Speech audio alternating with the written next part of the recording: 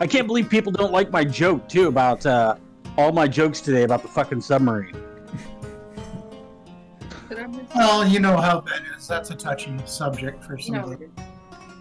You know, most normal people are going, "Oh, it's terrible." It's, you know, they say about the Titanic thing. Okay, yeah. But Ed's going, "That's hilarious." Another billionaire down. I photoshopped the submarine into the Voyage to the Bottom of the Sea poster and posted that. I actually had people DM me saying that's really insensitive. They're using a $30 game controller to control that machine. Good choice. Always, never skimp on the important parts of the machine. Yep. What was that? Oh, the movie, the old one back in the 90s with the asteroids. And they talked about, being built by the lowest bidder. Oh, yeah. Armageddon. Armageddon, yeah, there you go.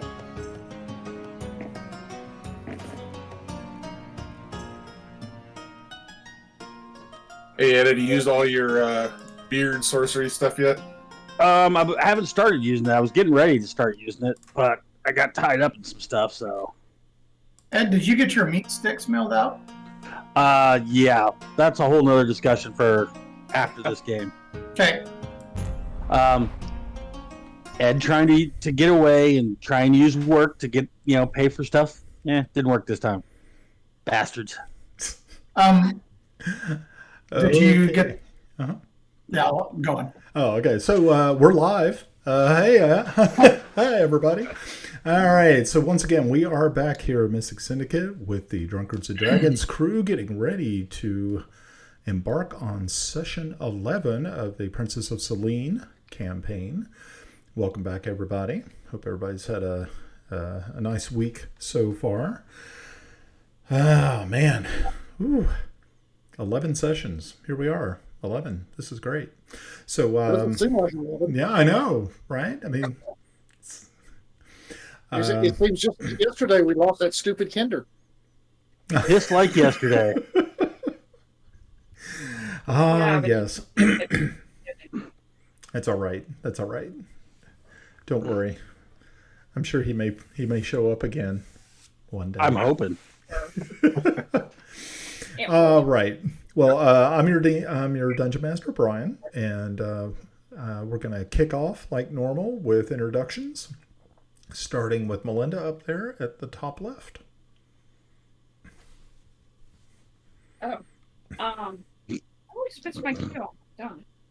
I'm Melinda. I play Grinna Babble Boots, who's a Gnomon Ranger, and her pet ward, Bubbles. I am Squire Thomas Waverly, the technically challenged. So keep on going while I'm trying to get into the game with the right account. Wait, aren't you Tomas?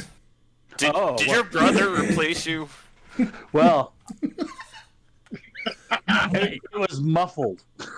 I wasn't going to say anything. I was just going to assume he was being one of my students today. I'm not even going to touch that one. Oh, we found something Ed wouldn't do. Holy cow! It's being recorded. Oh, well, that's right. There'll be evidence. Right. You're already on enough lists. I would agree with this. Aren't we all? No. Yes. Next. Yes, you are. I think it's your turn, Mike. Mike? Oh, I'm not usually in this spot. How'd that happen? I'm Mike. I'm playing Kiffy Blackhammer. I'm a dwarven cleric of Fortubo. Hello, I'm Pav. I play Kelix Zelenin, a paladin of Heronius. I'm Russ. I'm playing Yarn Grimmer Tothermather Halderson, who is a fire mage. Yeah! And I'm Glenn. I am playing Timble Snibbin' and I am an artist. All right. Awesome. Okay, so last time that we were all together, you all had escaped Kodal Keep with the Margrave in hand and had made your way back to the city of Pelik using magical means of transportation. You were, of course, successful in your mission. And I believe the last time we left off, you had pretty much just gotten settled back into the castle on the that evening that you had arrived back. And so I think we're going to pick it up there, unless you have any questions, anything. I think everybody's good. I have one. Okay. Did anything happen with that note? That's a good question. You're going to have to remind me what the note. The note and the mouse? The note and the mouse. Oh, yes. Yes, the note and the mouse. Yeah, I'll get back with you on the note and the mouse. Roger that. So, yeah. So that's good. That's actually going to be part of the storyline. Okay, so you all have a very restful sleep, being that instead of sleeping on either a cold stone floor, which actually all of you did, some of you were a little bit more bloodied and battered than the others, but you have been able to clean yourself up enough, and you rest easier in a nice comfortable bed with actual blankets and real pillows, instead of just using your backpacks as to rest your head. So you have the next day. You rise. Actually, servants knock on your doors, and actually servants of the castle, and they bring you in some fresh clothing, light fare, stuff like that. Something like drinks and things of that nature to start your day. And of course, they inform you that you are to actually dine with the Margrave and Lady Ilia for breakfast. So, let me know what you're going to do. I allowed the servants to pamper me. Okay.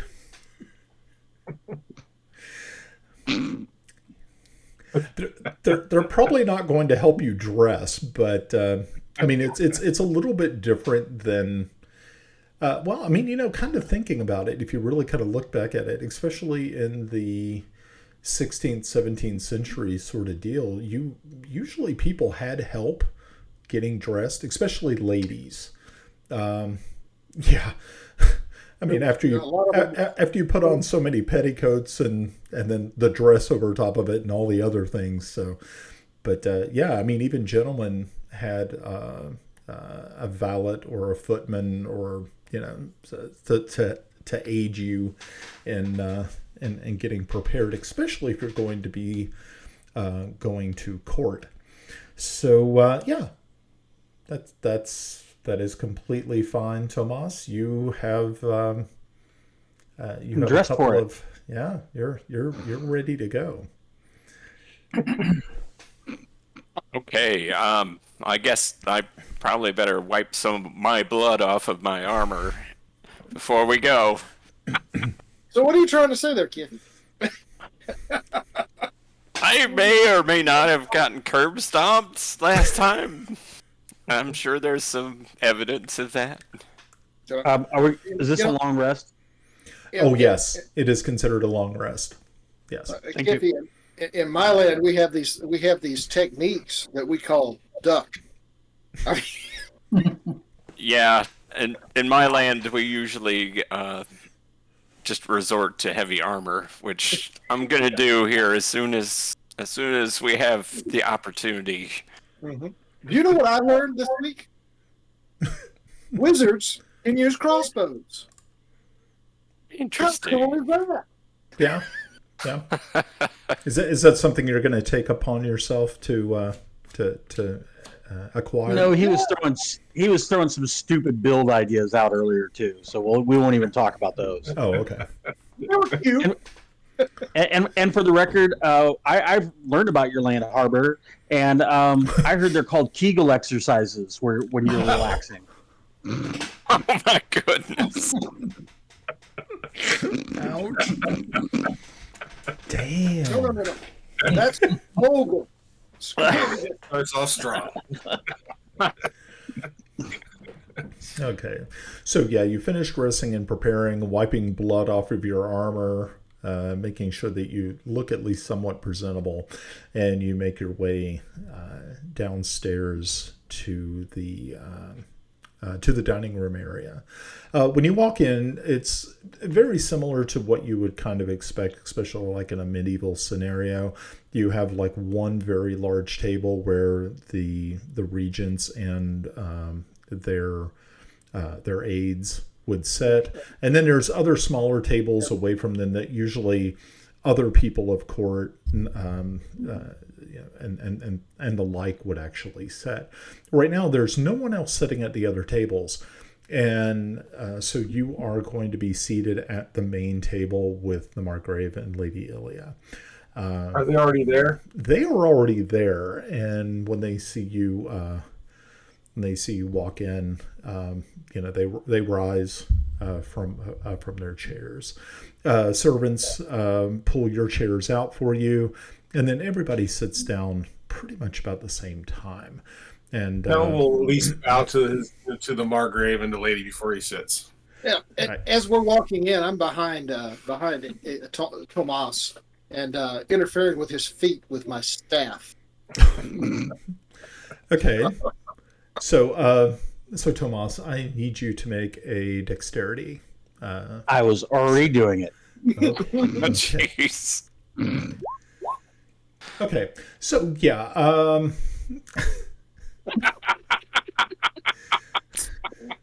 Well, being that this is not a malicious sort of thing, I usually I'm look sure at it is. Yeah, you actually do feel that there is something hitting like the inside of your feet, like the ankles and things of that nature, but you maintain your composure and do not trip or make a fool of yourself. But you do realize who it is behind you as he's kind of just giggling under his breath. I haven't felt movement inside my thighs like that since the last time his mother was over.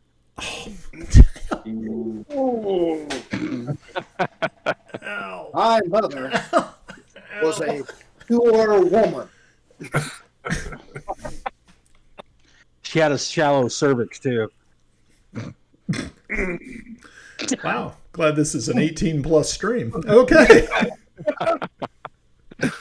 Sorry, How we just could it watched, not be? Yeah. just watched the We're the Millers. If anybody's He's watching, not a lesser son of a lesser lord. Steph just said that she hopes her boss doesn't watch this one. Oh. Okay. Great. Moving forward, Moving Your forward. Grace. Okay. Your So, Grace, I yes. bow and I take my seat. Yes, they acknowledge your presence. Like I said, the servants are pulling your chairs out for you. You sit, and they push them back in for you.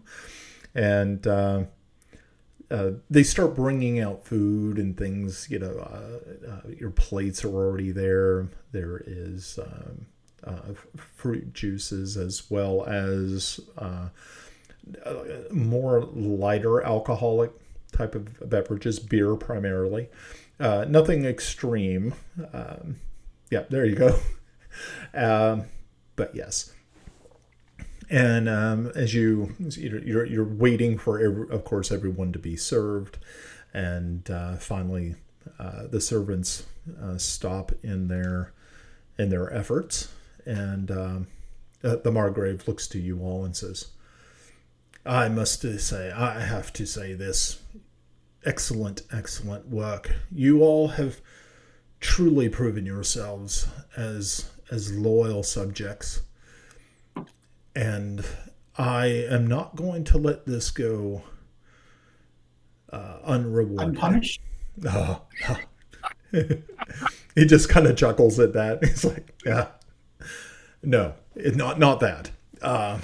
As he says, so I have something special planned for you, and I hope that you will accept my humble gratitude in this endeavor.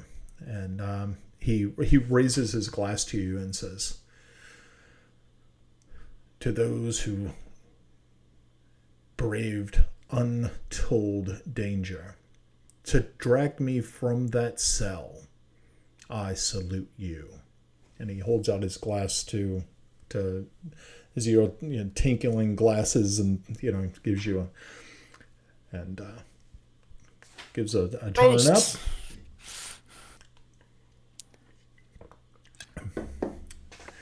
And he says, let's eat. This looks good. And he starts diving in. It's been a while since he had actually had like a really decent meal. So, being cooped up there in Kodal Keep. And of course, you guys have just been living off of rations the last few days. So to see eggs and ham and bacon and sausages of different types is definitely something good. And he said, now I know that there's at least a few of you here who are in my army. I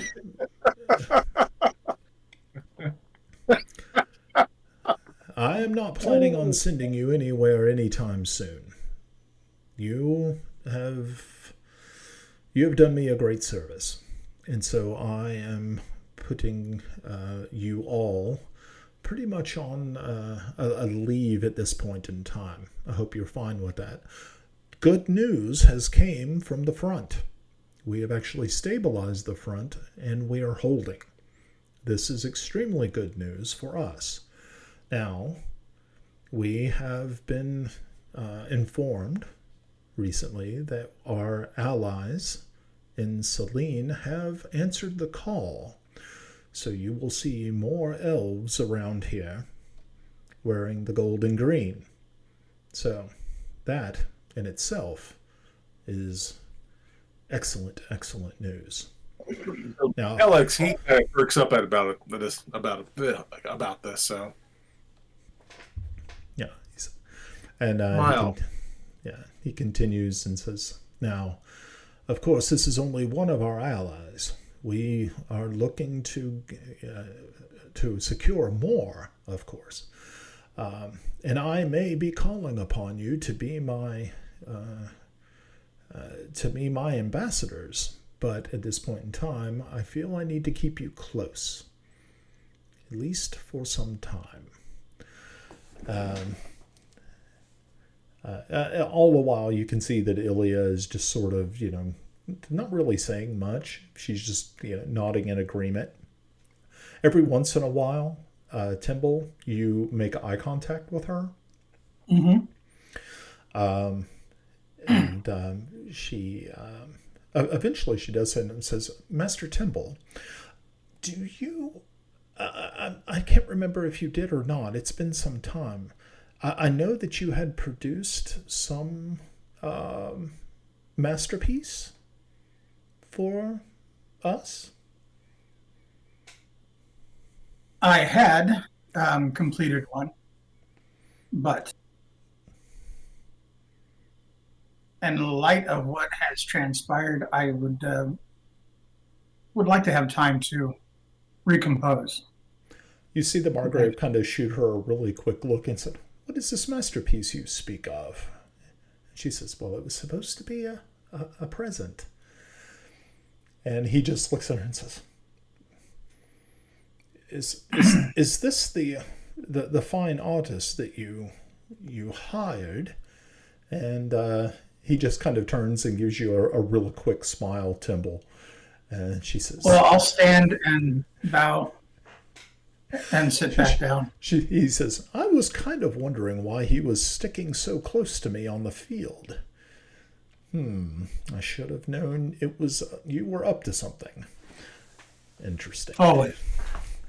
Yeah, so he says, well, I, for one, understand why you might have needed a little bit more time to work on it, being that you put yourself in harm's way to make sure that your masterpiece had a subject that was still alive.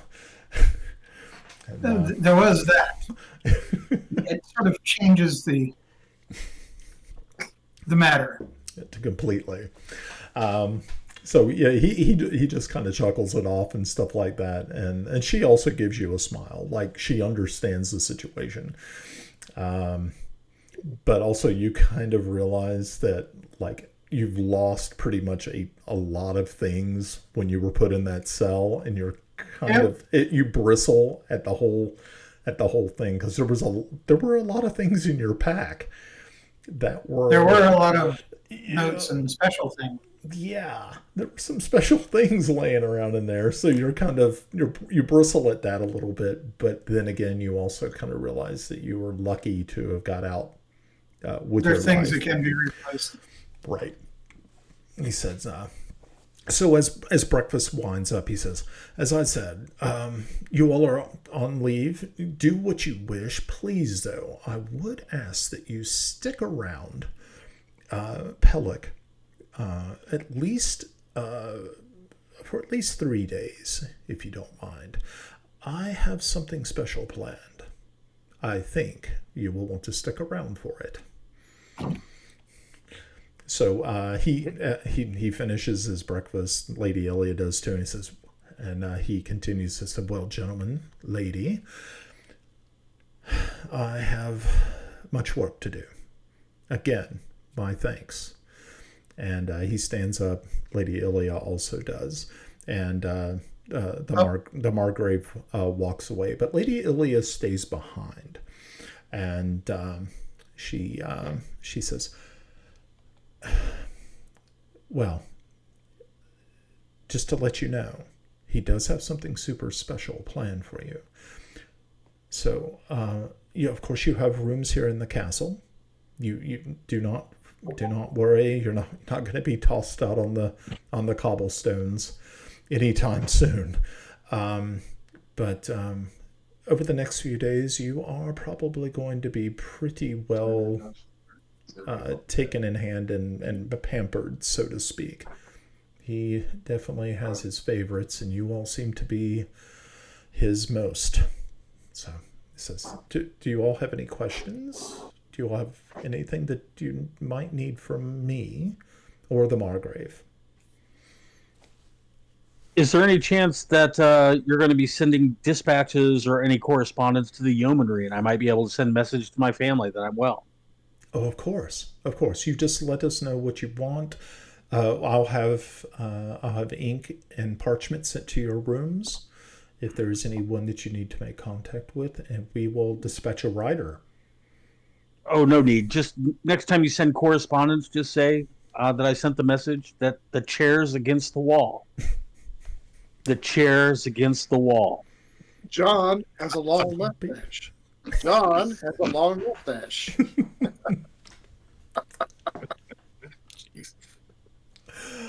Oh, boy. Okay. Well, good. So she sweeps out of the room behind the Margrave, and so you're sitting at this table finishing up your breakfast.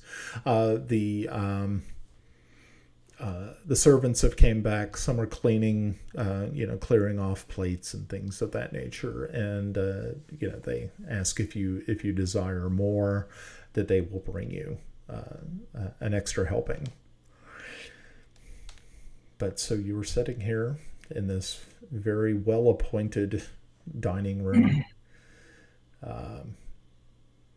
So, what would you like to do? You have 3 days. Do we? I'm looking at. I need to go investigate a spell book and a staff. Okay, very good. I am. I was going to say, I recognize your plight with armor. Do you need a little bit of a fund injection to try and help you get over that top, or? Well, first thing that I want to do is get with Uncle Angus and see if we can get any homeboy hookups. Because I definitely know I can't afford a plate armor, but you know, we needed armor upgrade for sure. I'm tired of getting curb stomped. Well, Mike, remember we got that? Was it 300 gold each, Brian? Yeah, That's right. Yeah, plate armor's like $1,500. Oh, is it? yeah, that's what I was going to throw. I was going to throw. If you can cut a deal, I'll throw my cash your way to help boost you if you help me later. Well, yeah, I was gonna see if because Angus is the captain of the guard, if they have any hookups. You get a breastplate. You know, You get a breastplate and still use your dex. get some deals with a D and a Z. D and a Z. Okay. Yeah, Alex is probably going to do the same. He's gonna definitely got to re-equip himself since he was pretty much well stripped of his armor and his weapon and shield, whatever else he had on him. Yeah, you were pretty much you were pretty much just left in your underwear almost. It's unfortunately the same with Temple. You guys got stripped down pretty quick, and you're not really too sure where your gear and goodies went, unfortunately. Okay. Yeah, well, Angus always has extra gear because he always pees his kilt. Man, I left that joke out there for you. Thanks. Okay. So Well, I'll be primarily trying to resource my art equipment. okay. Very good. Seeing what I can get back and what individual things I'll probably need to have made and start working on preparing pigments and Nice. such. Okay. Excellent. Okay, so Grenna, was there anything special you wanted to do with your time? Work on teaching Bubbles how to follow command. Okay. All right. Excellent. Yeah. Now, Alright, yeah, that's the everybody. Mhm. The cash from all the party treasure that I've been keeping up with. Yes. Everybody gets 388 gold and 46 silver. Does that not include what the Margrave gave us? That's including the chest. That's where 388 we should be. Okay, Plus- so it's full total. Okay. All plus right. 46, silver. So splint armor it is.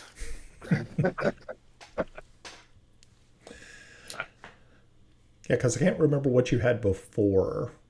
I've got a Kiffy. list. I'm rolling the scale mail right now. Oh, rolling scale mail. Oh, okay. Yeah. How much is a breastplate? Breastplate's 400. 400. Yeah.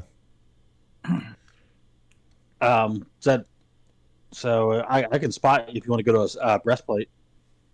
I could actually give you 300 gold. Now, nope. It's $200 for splint mail. So 300 it's- gold. I can give it to you. Nah, it's fine. It's fine.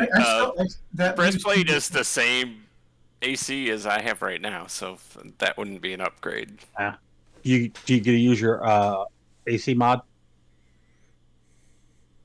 Breastplate is 14 plus AC mod. So I don't have Dex, so it doesn't matter.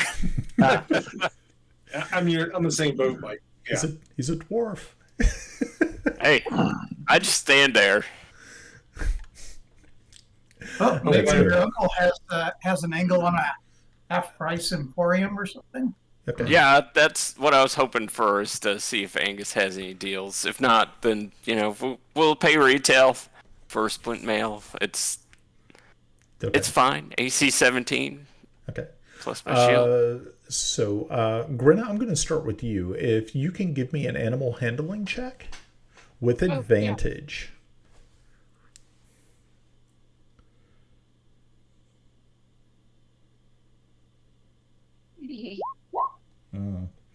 Okay, so you were able to successfully teach him one command Okay. other than kill. Kill. Balls. Oh, she Yeah, didn't sick roll the balls. advantage though. Oh yeah, you didn't do your advantage. Yeah, do the advantage. You got one more. One more. One more. Yeah. Let's. Oh, okay, much better. There we Okay, go. so yeah, so instead of one, you actually are able to teach two. So right now he already understands kill or sick balls or whatever you want to call it. Sick ball sick. Yeah. So which two are you wanting to teach him? Stay Okay. and guard. Okay. All right. Excellent. Yeah. So these are two that he understands. Are you teaching him in common or are you going to stick with gnome? Gnomish.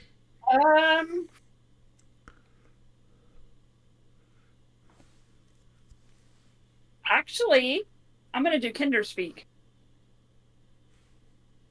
For some reason, I have that as my language. Believe it or not, but that doesn't make sense. That does doesn't it? make sense. Okay. Unless I have a really long conversation with our little friend who got killed. See, I knew you guys liked him. She called him his friend. It's up to you. If you want me to change out the languages, I can. It would probably make more sense Okay. that you would either stick with either common or gnomish. One could argue that Gnomish is a derivative of. True. You got that bass backwards again. A what? A derivative of what?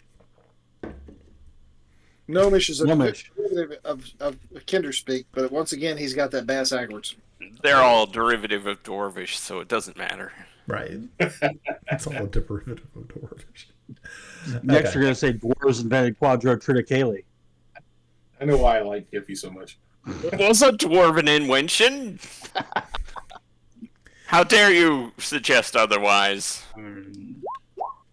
So, Oh, sorry. I didn't mean to. That's okay. That's okay. It's no problem.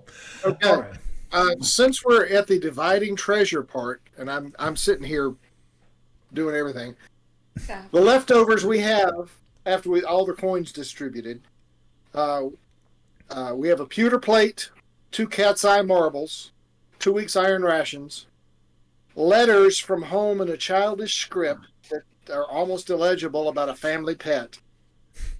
We have a document case with orders from the second and third headquarters company of Prince Aziz. Hold the key. I'm going to hand those over to, I think we should hand those over to the prince or Margrave or whatever he is. All right.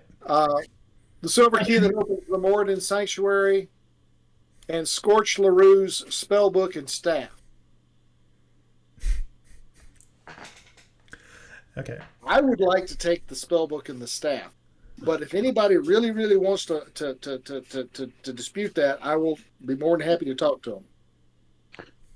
Oh, so when I dispute that, you're going to talk to me? Well, you might find fleas and ticks and all sorts of stuff in your underwear. Oh, jeez. And that's unusual. Why? Too much information, roughing the listener, 2 beer penalty. Uh-oh. I like these. Hmm. I have no claim on any of that stuff. Yeah. Alex is not. Yeah. Okay. Okay. I can. The War Orphans Fund. Actually, Timble, I think you should take the marbles. I do want the marbles. Okay. You want the pewter plate as well? Sure. Okay. So I'm going to remove those from our list. But I can take those letters also. You want the letters? All right. Please. I have no issue with the letters. Anybody else want the letters? No. Nope. Letters gone. Okay. Now, all we got left over is 2 weeks iron rations, the silver Oh, key yeah, that we opens the have sanctuary. keys. We also have all the keys from the keep. Remember, I took them from the guard. was unaware of that. She has a ring of keys that open the dungeon jail. True. That is true. Okay. All right. We also got a very nice cat officer short sword. If anybody wants that. Right. I would also like the key that opens the Moradin Sanctuary, unless Kiffy wants it. Nah. I don't care about that kind of stuff. Do we want to present the Margrave with the key that opened the door to his freedom? Well, I was thinking more about giving it to the dwarf, the priests here for Moradin, because he saved our asses. Well, I'm not talking about the sanctuary key. I'm talking about the ring of keys that has the one that opened the gate, freeing him. Absolutely. What are we doing with those? We're going to give them to the Margrave. Oh, yeah. Yeah. Do we have a nice presentation box? We've got a pewter plate. Perfect. Tumble, you're in charge of that. Ryan, to answer your question, we'll just stick with Gnomish. Okay. Excellent. Okay. So you've been able to train him in at least you right now have 3 commands that you can use. Yeah. And of course there are other commands, if you can think of them, we can look at that down the road. So yeah, that's perfect. Ed, I'm sorry. I'm trying to keep with Tomas? Keep with the character names. Tomas, what are you doing with your time? I'm new to this area in Bissell, so I'm gonna be up in the ramparts, observing their military. I mean, at this time we're not at war, but there might come a chance that I need to know the tactics of the Bisselin army or their defenses and things like that. So I'm just taking a tactical assessment and observing around, intermingling with the soldiers. Sure. Okay. And I'm actually in court guard too. So as you can tell. Yeah.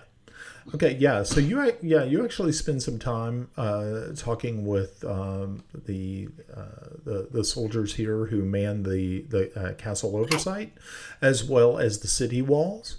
From where your standpoint or what you're looking at, give me an investigation check. Sure.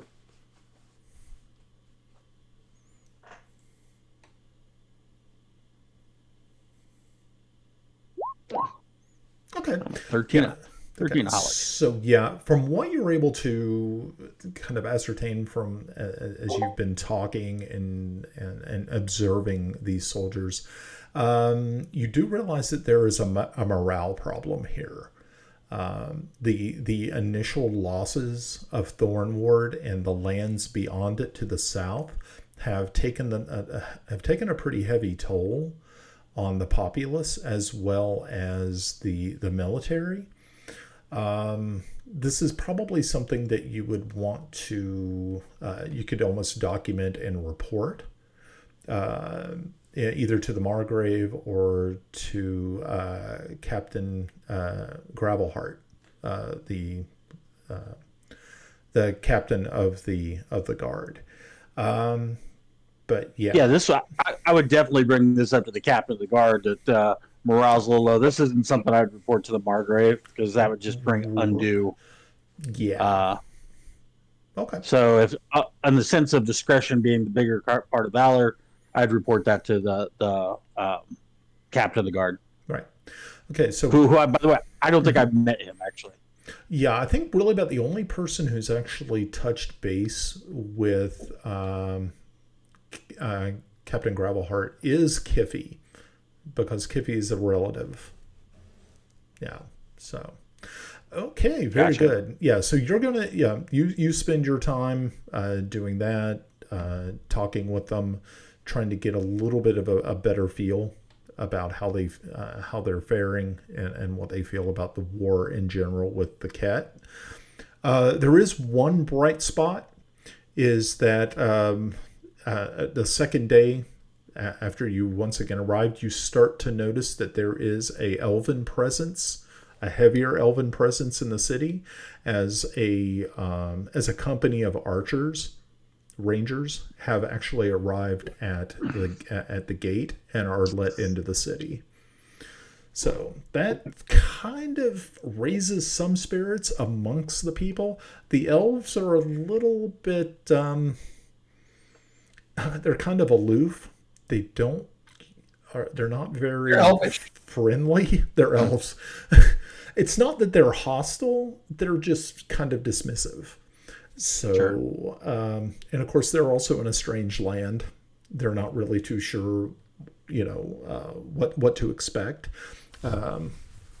So I'm sure you can relate in a way.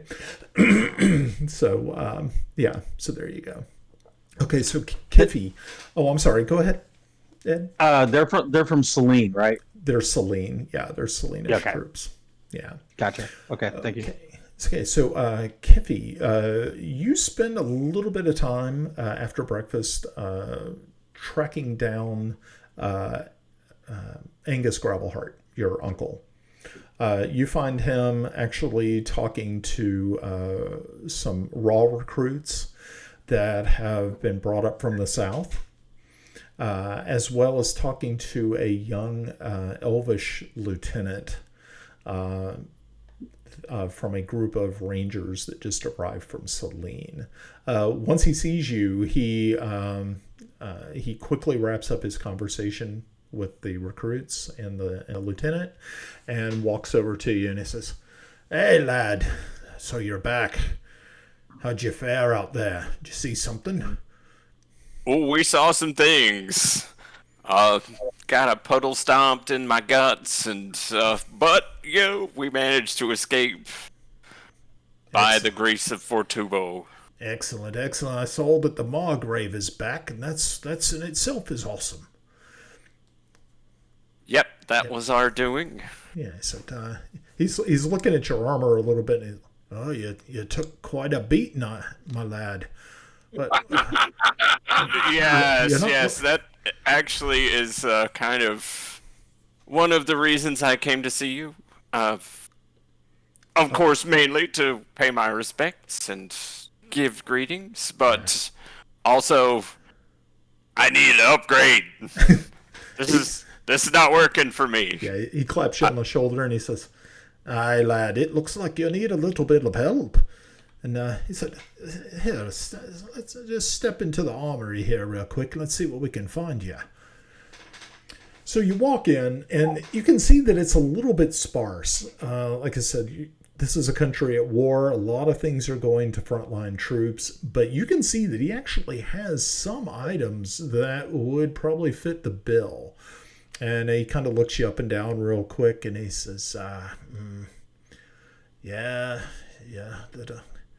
Definitely got the shoulders from your father, I see. Wide. There's a little bump in the chest. Yeah. And he reaches over and he says, "Well, I think this will probably fit you." And he takes a breastplate out of a crate and he holds it up to you and he says, "Here, try it on and see what you think." Well, yeah, I mean, it's nice. It's shiny. I'm not looking for a handout, though. And the breastplate really doesn't get me where I need to go. I need more.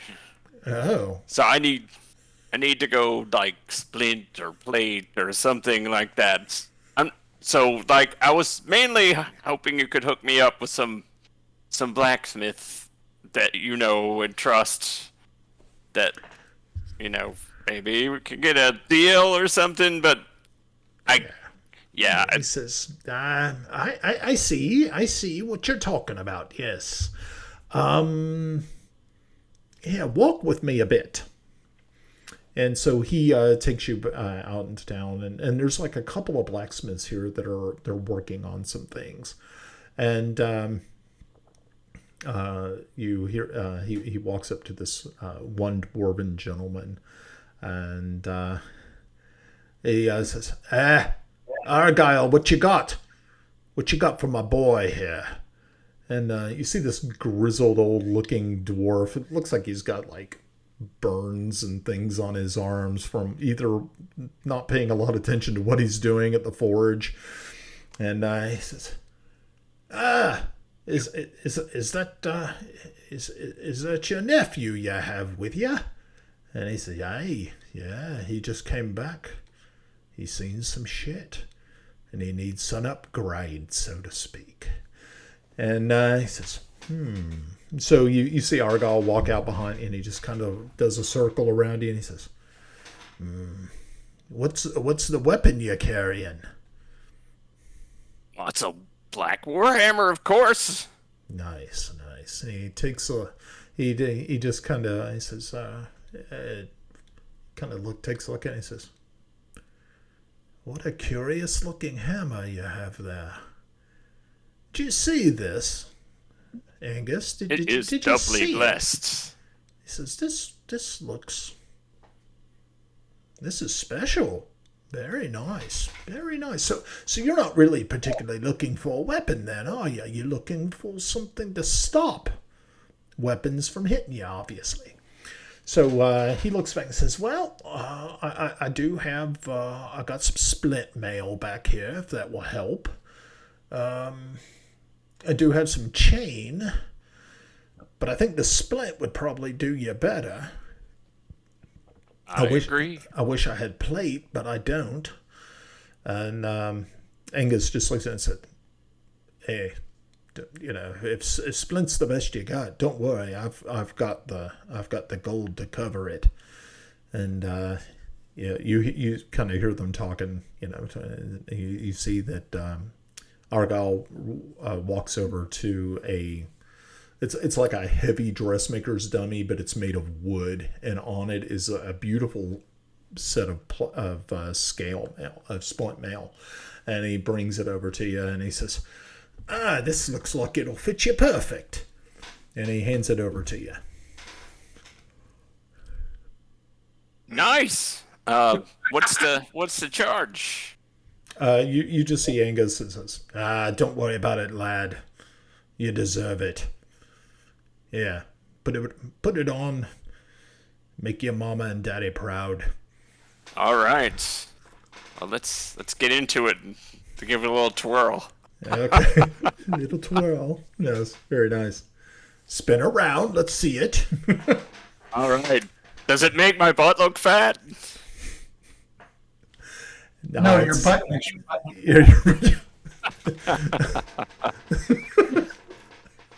Gesundheit. Okay, so so you're able to find yourself a pretty decent piece of armor. Kinda Nice. Keep you okay. Was there anything else you wanted to do? Forever in your debt, Yeah. Uncle Angus.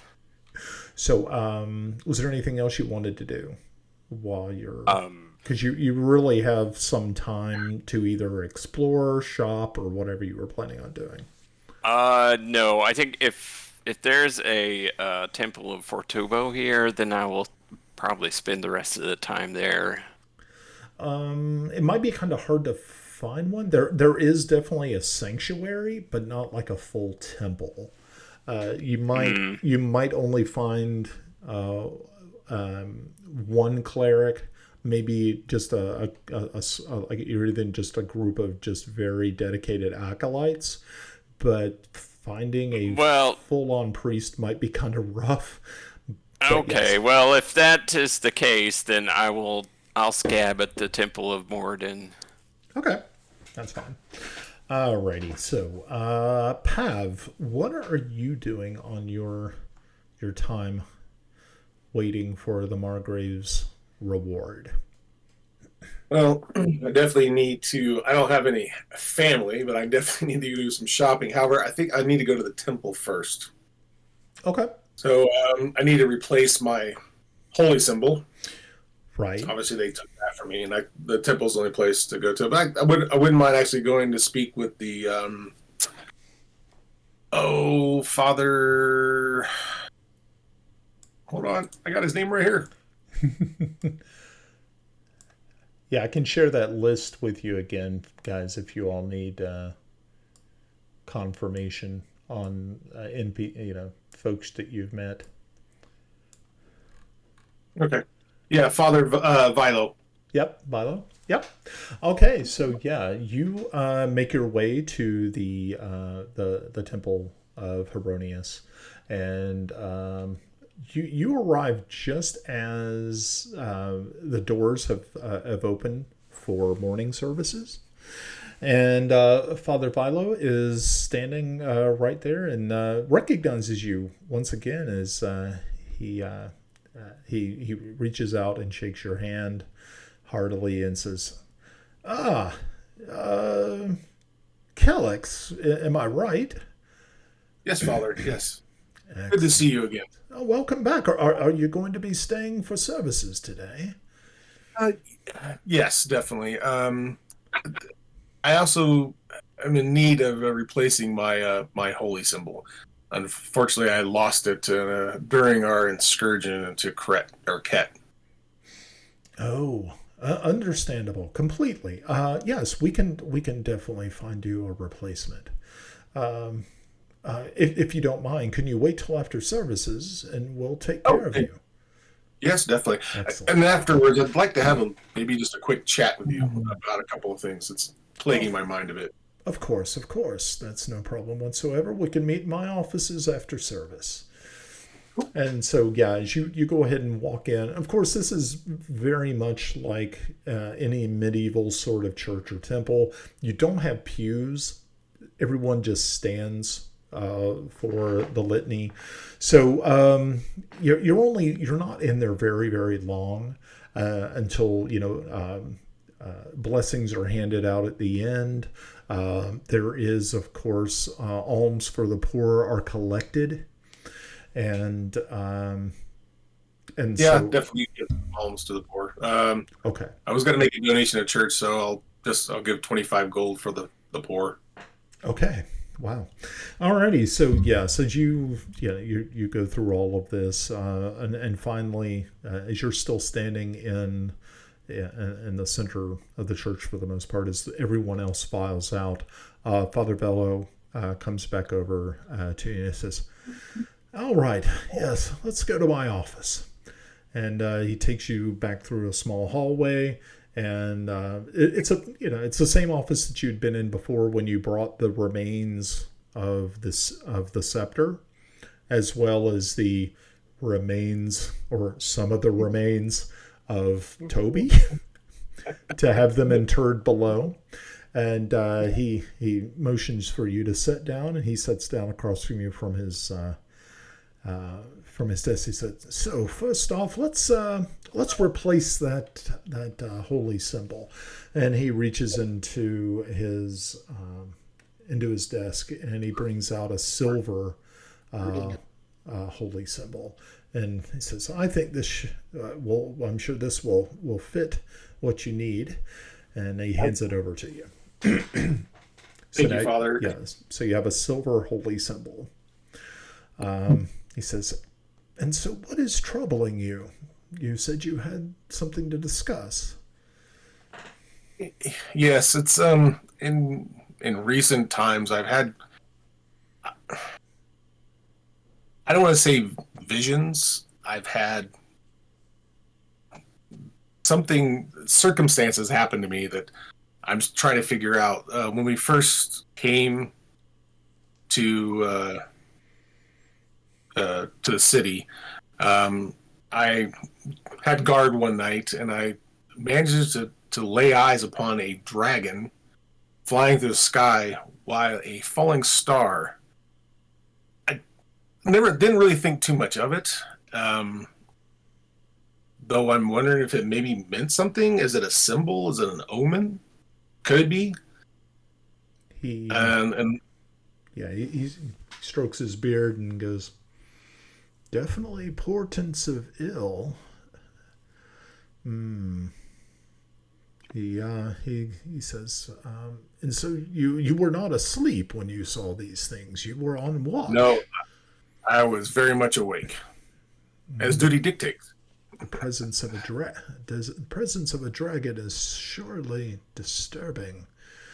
But you said at the same instance you saw a falling star. That's correct, Father. That is quite troubling. Usually to see something of such just dangerous power, and to see something falling from the heavens, maybe that there's someone of great importance who is in grave danger. A fall is coming, but who is the target? Could have not been the Margrave, because this was before we came to the city. No, usually a falling star would have something to do more with a permanent fall. Interesting. Yes. To see two things of such immense, such great importance as darkness as such at the same time is very, very troubling. If you have any more of these visions or sights, make sure to tell me again. Yes, Father, I definitely will. Actually, you speak of visions. I did actually have a dream while we were in Ket. Very vivid, except for, it seemed I was being knighted by an elven lady. He kind of refrains from using Melda's name and stuff like that. But there was, seemed odd, it originally seemed odd, but there was also another woman with her. She seemed familiar, but I couldn't recognize her. Ah, interesting.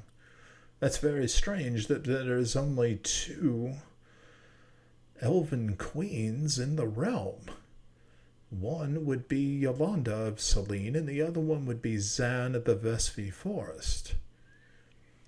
Do you know of these women? And Brian, sorry, out of character. Who was the first lady you mentioned? Yolanda, the Queen of Celene. I know of the name, Yolanda. I don't know her personally. Somebody better tell that bitch to chill.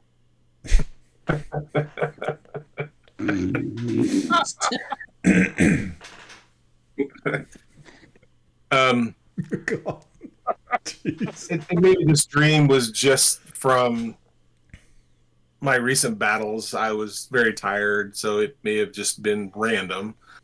But that is interesting. Why would I have been knighted by...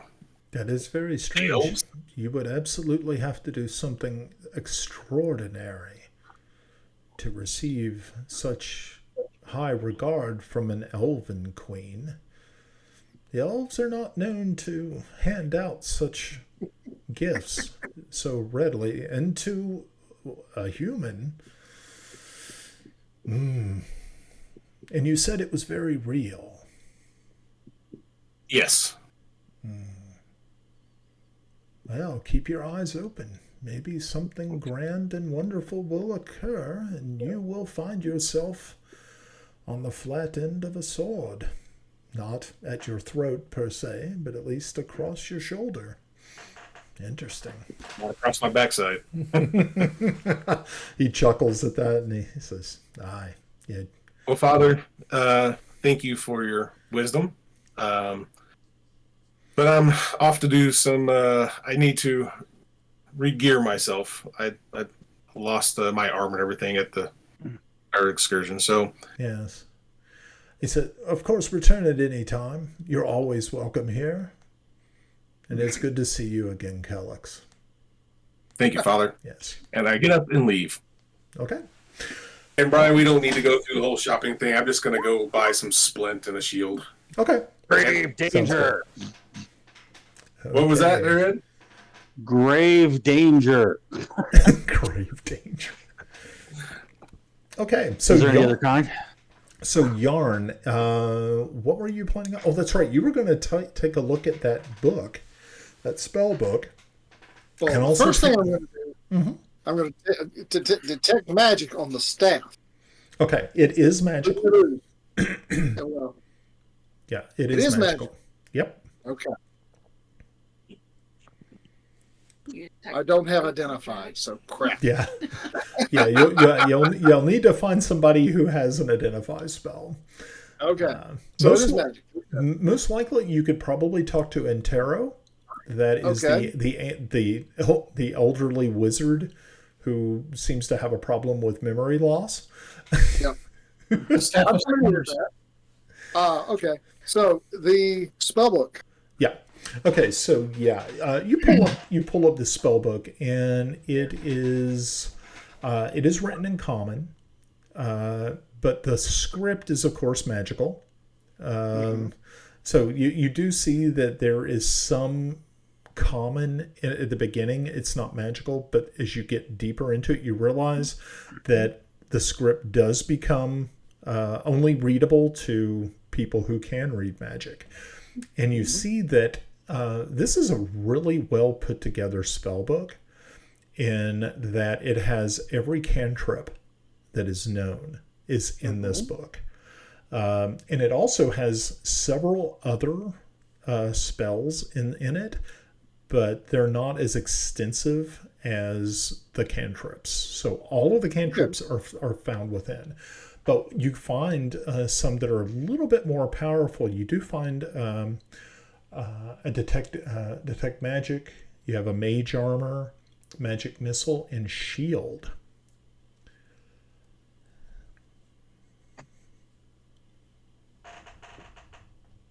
Okay.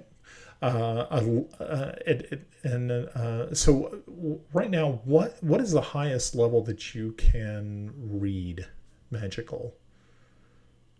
2? Okay, cool.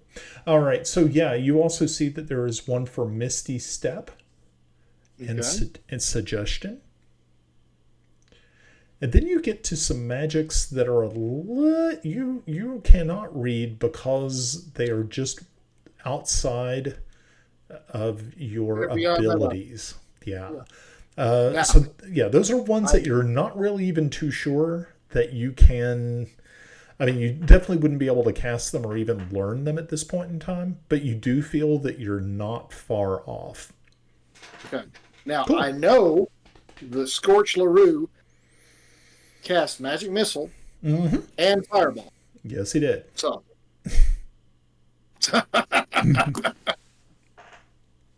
so I am aware of that. Yeah. Okay. Yeah. So are you going to take some time to find Entero? Yes, please. 'Cause I really want to figure out what the staff is. Okay. So you, after a little bit of asking around, you find him in his observatory with some interesting items that he's up there. He's got some of his books out, and he's looking over some things, and he as you rap upon the wooden door, he opens it up and goes, hello. Hello. He kind of adjusts his glasses and looks at you and says, you look familiar. Yes, you gave me a little leg to bring the Margrave back, if you recall. Oh, that's right. Oh, that's right. You just returned. Excellent, Indeed, we excellent. did. Now, and I have a question that only someone of your caliber can answer, because obviously I can't. And I have this staff. It seems magical, but I have no clue to what it is. Oh, that's because. Would you happen to have any idea? Yes, that's because it truly is magical. And he takes it and he says, "Oh, it's beautiful. And where did you find this? It's in very good condition." I took it off a dead maid. Nice, very nice. And he says, he twists it around a little bit, and he says, but you don't know what it does. That's okay, because I do know what it does, and I'm going to teach you how to use it. And he, I would really appreciate that. You see him do something that I mean, because he's a pretty advanced older gentleman, and he spins it like a bow staff, and he like takes it and spins it behind his back, and he says, "This is great," and he says, "Okay, so watch this." And he just throws it to the ground, or he just kind of tosses it to the ground, and he says, and as soon as he does, it turns into a constrictor and starts to sort of just sort of make its way around the room. And he says, "That, my friends, is a staff of the serpent. An excellent staff for such an accomplished gentleman as yourself." And he. Why, thank you, but let's not get beyond the realm of reality here. Oh, I'm just starting my journey. Little do you know, you think I am just some sort of old doddering fool, but I know where you come from, and I know your people. Yes, Interesting. Yes, indeed. Not many do in this area. Not many care. Yeah. He says it's very, very interesting that so many people might think that I am losing my wits about me, but actually, this is still very sharp. And so he reaches down and picks up the constrictor, and as soon as he does, it immediately turns back into the staff. And he says, "Here you go. Give it a try. Let's see how you do. Remember, throw it to the ground first, and then hassa." All right. So I throw it to the ground and I go, flip. hassa. Okay. And you do what? I throw it to the ground and I say, hassa. Okay, he says, he looks kind of at you, and he says, because it doesn't seem to, when it hits the ground and you say the word, it's like, "I don't think you're doing it right. You've got to put more of a S at the end." I see. Yes. So I try to Yes. pick it up. Hassa. Better. Okay. Did it work? No, not quite. He said, "Okay. Hassa. Stretch it out. Hassa."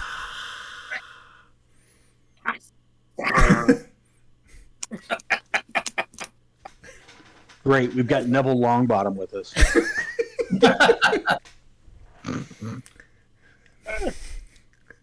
All right, one more time. Give it one more go and see what you think. Throw it down.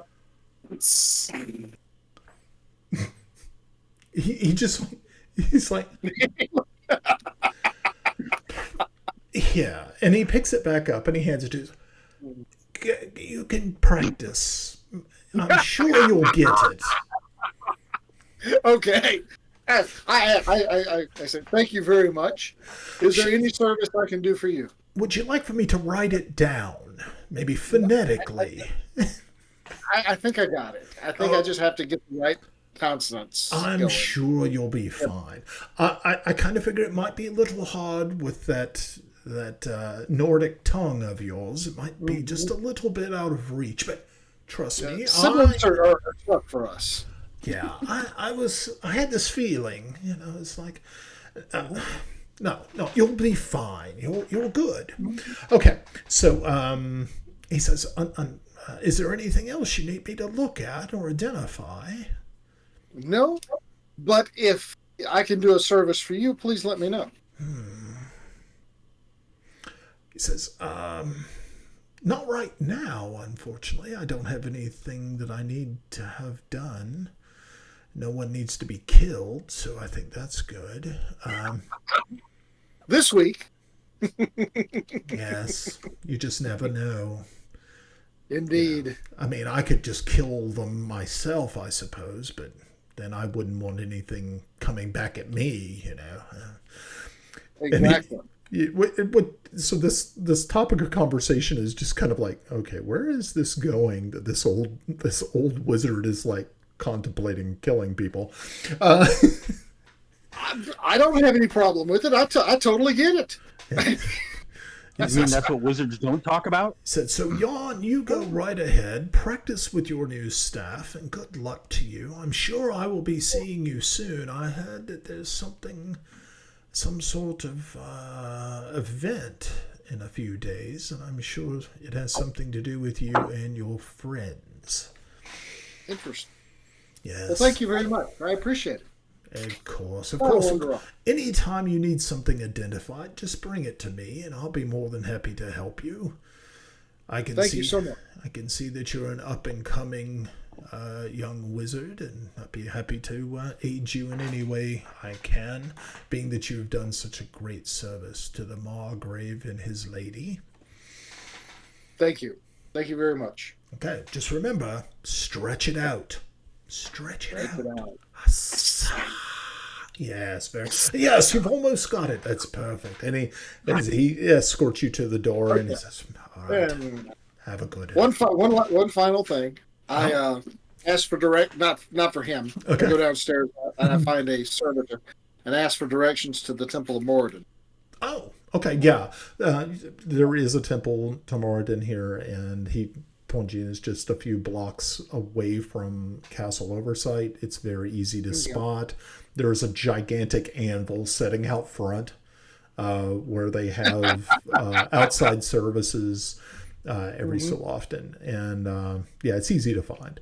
So you make your way to this temple. It looks as though there isn't any services going on, but you do see that there is an acolyte sweeping the steps.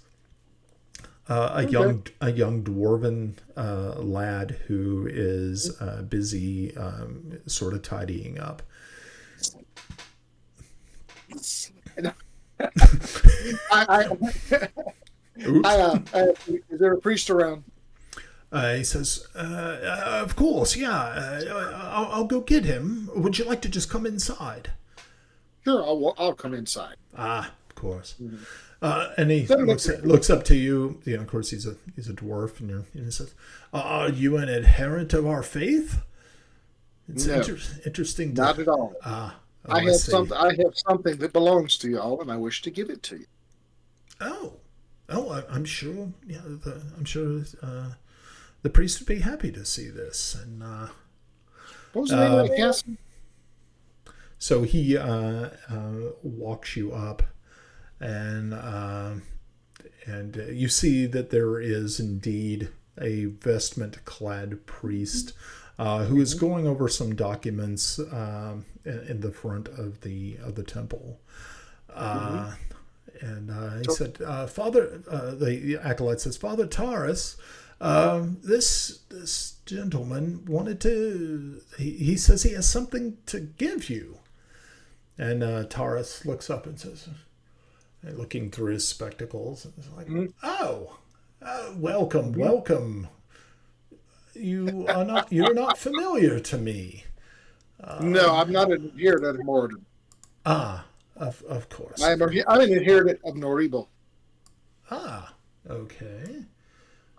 However, in our travels, my companions and I came across this over here. It opened up a door that led us to a Temple of Moradin, where we were able to rest and sleep. And we had some interesting dreams as well.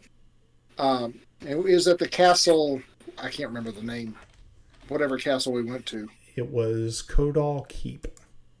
Kodal Keep. Mm-hmm. It was in Kodal Keep. And since Moradin was so good to us, I figured we might as well give him the key back.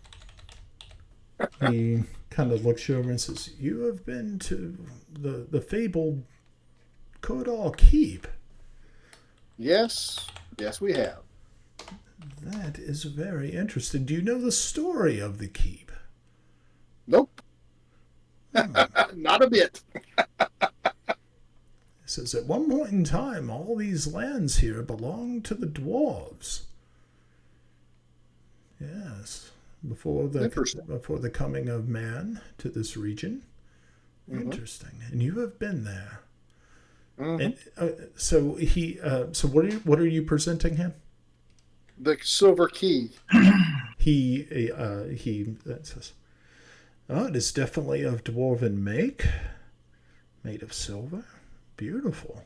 And where did and this you found this inside?" I did. There was a fountain, and this was under the edge of the fountain. And immediately, or within a few feet of the fountain, was a hidden door, which opened to this key. And inside There was nothing of value. Well, let me rephrase that. There was nothing of monetary value in that room, but there was a anvil and a graphic image of Moradin, and we slept in that room, and we had some interesting dreams. Interesting. So it is true that there is a temple of prophecy there. I wouldn't know. However, Amazing. all I'm doing is telling you what I do know. Amazing. It was all just these were tales that have been told down through the ages to all dwarves. And so it is true. Did any of you drink from the fountain? No, Interesting. not that I'm aware of. Interesting indeed. He thanks you and says, "Thank you so very much for giving this to us. This actually is very precious to dwarven kind, and we are truly indebted to you bringing it to us. Is there anything that we can do for you?" No. Thank you, though. He And I says- wander off. He said, he kind of he says, "Oh, no, don't go yet." And he reaches out to you, and he takes your hand to shake. And as you do, you feel some sort of power go through him and into you.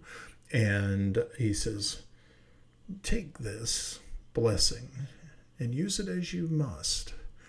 You get inspiration, 1d6 on Okay. to be used whenever you'd like it. Yeah. Okay. Cool. I thank him. Thank you very much. And wander off. Okay. Business completed. Business Going home now. completed. All right. Awesome. Go back to my room. Cool. All right. And last is Timble. Timble, what are you doing? I know you said that you were going to go out and look for some replacement items. Yes. Okay. Firstly, before I had wanted to interject it, jumped forward so much. At the end of that meal, I was going to talk to Yarn and say, "Can I see those letters, the dispatches that were the official stuff from the captain and that?" I can see that it gets into the Queen's and the Here you King's hand. Wonderful, wonderful. I will tuck those away and yeah, I don't think I'll keep them on my person. Okay. But yes, I'm going to go and see if I can find a. What's the name of the woman and her child that we saved from the giants that have the Right. store here? No, she doesn't have a store here. That's in Chargé. Yeah. Yeah. So you're a little bit far off. I'm looking for a similar type of store that might have a, like a shadow box or something that I could purchase. I don't necessarily want to have to go and have it made if I can find one already made to be used. Right. Understandable. Yeah. Yeah, I mean, yeah, there are different artisans around that you can actually find woodwork frames and boxes and things of that nature. So yeah, it doesn't take you long to be able to find those. Okay, A and person to do that. I want something like that so that we can put the keys in. Like, Okay. have them have something that we can present it to them, and that's lined with you know, nicely and all Right. that. Okay. However So- much that would cost. Yeah, so you have a couple of days to be able to do that. But from what you've been able to, they present to you what they think would be. It's a shallow box with a with a frosted glass inlay for the top that would be able to allow something to be seen through it. The inside of the case would be covered in felt, and there would be like copper bands that are actually going to hold the ring of keys in place. Okay. Yeah. And they, of course, I'm telling them that it's going to be presented to the Margrave, so right. Quality is yeah important as well as speed. So they quote you 15 gold. I won't even haggle. Okay, very good. And he said you can pick it up in 2 days, so it'd actually give you an entire day before whatever event is scheduled. Okay, perfect. Perfect. All right. That's taken care of. What else would you like to do? I need to replace my gear. Okay. So what are you? I don't know how much that's going to cost. Okay. I have been looking at the player's handbook stuff here, and at some point in all this electronic data, they decided to go away from here's just this big list for you. Okay. And you can't find it in the player's handbook, but I'd like to replace everything. But notably, my painting supplies, I would like to source that. The oils, the mortar, pestle, pigments, everything that I would need to create the pigments and that. Okay. Of course, painting tools would be important. Okay. Okay, so let's talk about painting and the tools of the trade first off. You would be able to replace all of that for 35 gold pieces. Okay, they're underselling, but I'm going to be very picky with the quality.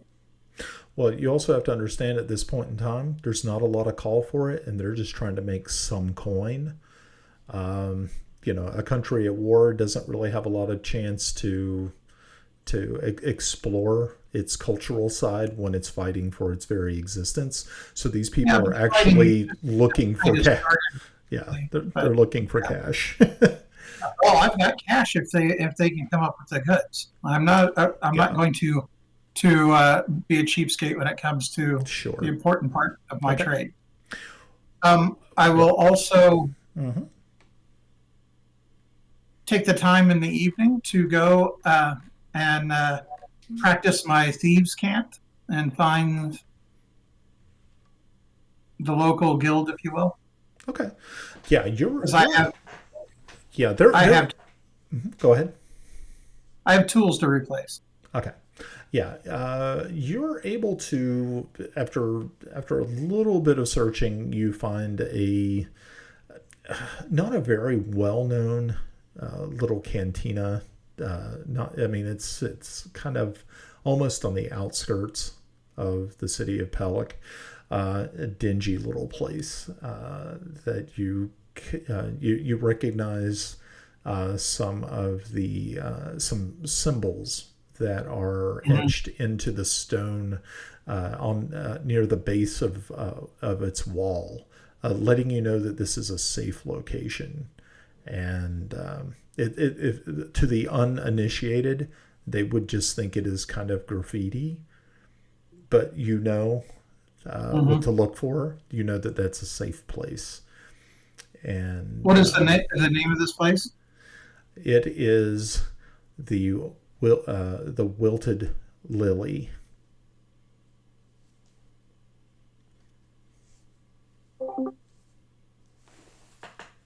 I will go in and try to make contact with someone, because I need to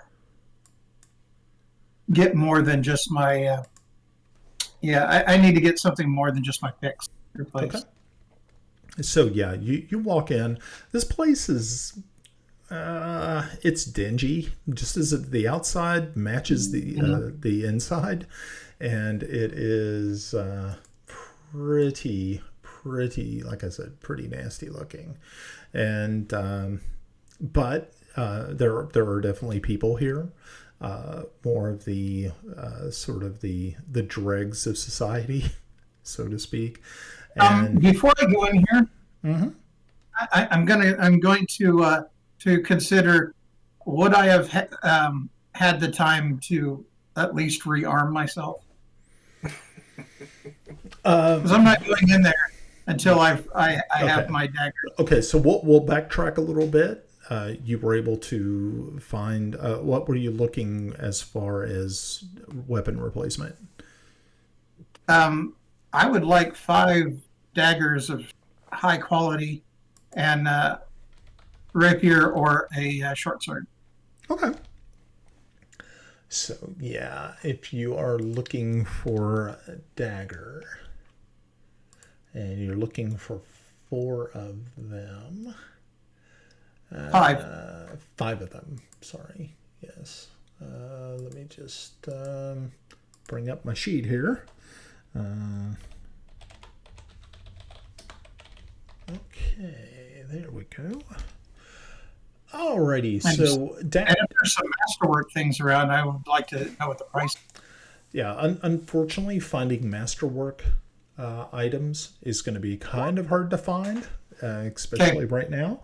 But you can find daggers for 2 gold pieces each. So that would be 10 total for the 5. All right. And if you're looking I don't feel so naked now. I would be happy. Yeah. Okay. Rapiers are 25 gold. And you can find one that would definitely fit your need. All right, I'll pay that.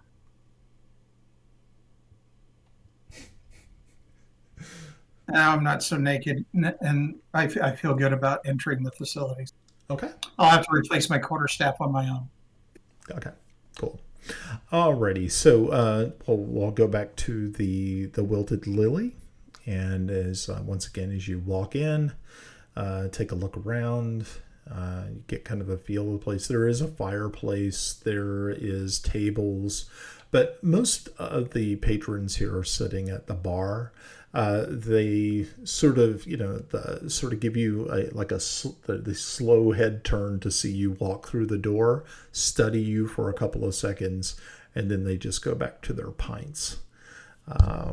You see there's at least 5 other people here at patrons. You see that there is a gentleman standing behind the bar serving drinks. And you also see a woman, a human woman, probably about 30 years of age, who is just sweeping up broken glass off the floor. And she looks over to you and says, "Hey, love, what would you like? Like something to drink?" Wine. Good wine. Oh. I'll speak myself. Okay. So are you going to sit at the bar with the rest of them, or are you going to find a table? Oh, I'm going to find a corner. Okay. So you find a little corner to park yourself in, and a few moments pass, and she brings back an actual wine glass and a bottle of mostly, from what you can gather, it looks more like a Riesling than anything else. It's acceptable. As long as it's not vinegar, we're good. It's going to be sweet. You kind of figure it's probably going to be sweet. So, and, As am I. yeah, she pours a little bit into your glass, leaves the bottle for you, and she says, Okay. "Well, dearie, would you like some? Do you want some food, or is this good?" Well, I'm sure in Thieves' Camp there's a sign for Yeah. You can either something that I don't want to say looking for work, but looking for right. equipment. You can either Looking for you can help. either use the terminology, or you can give her a hand signal. I'll give the hand signal and make Okay. it clear to everyone at the bar also. Okay. So a lot of them are not really paying any attention to you. The bartender That's is, fine. and the waitress is. And as soon as you give the hand symbol, she just gives you a nod. You also see that the bartender also gives you a nod, and you wait a couple of more minutes, and the woman brings over. It looks to be just a piece of wood, and it has a piece of parchment on it. And she says, is there anything you would like to pick from the menu, sir? And as you look at the Certainly. menu, you realize that it is not food, it's equipment.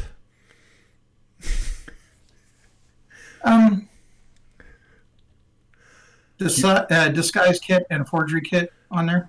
Yep. Yes, I'll take those. Okay. That's all right. So And two sets of tools. okay. She says, that's a pretty tall order. Unfortunately, I don't think we have that exact type of meal that you're looking for, sir, but I can offer you this. And she moves the parchment so you can look on the back, and you see that they actually have one last set of thieves' tools, and they're masterworked. I'll take those. Okay. You see her bring out just a charcoal stylus and writes a number at the bottom, and it says 50.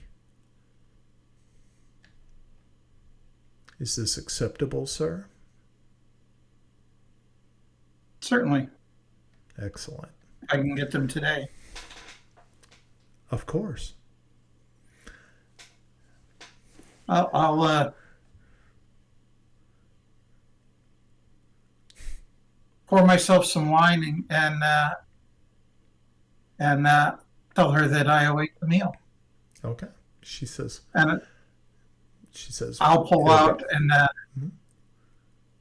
yeah, I'm not going to pull out a bag of gold here in the middle of this. It's not happening. Yeah. Okay. So, a few moments pass by, and you see her bring out. It looks to be like a platter that has some bread, cheese, and things on it. But as it gets closer, you realize that this is all just wax and the like. It looks very real, but as she sits it in front of you, you realize that there's something under all of this, and it is the items that you wanted to procure. All right. She looks and says, "Sir, does this meet your exact specifications?" Well, I'll look through the bread, as it were, and so they do have the disguise kit, forgery kit. Yep. All right. Good quality. Yes, it's not masterwork, but it is better than you would call common. Yeah. That's what I needed to know. Cool. And I will carefully, out of sight of everyone, pay for my meal. Okay. Make a sleight of hand check.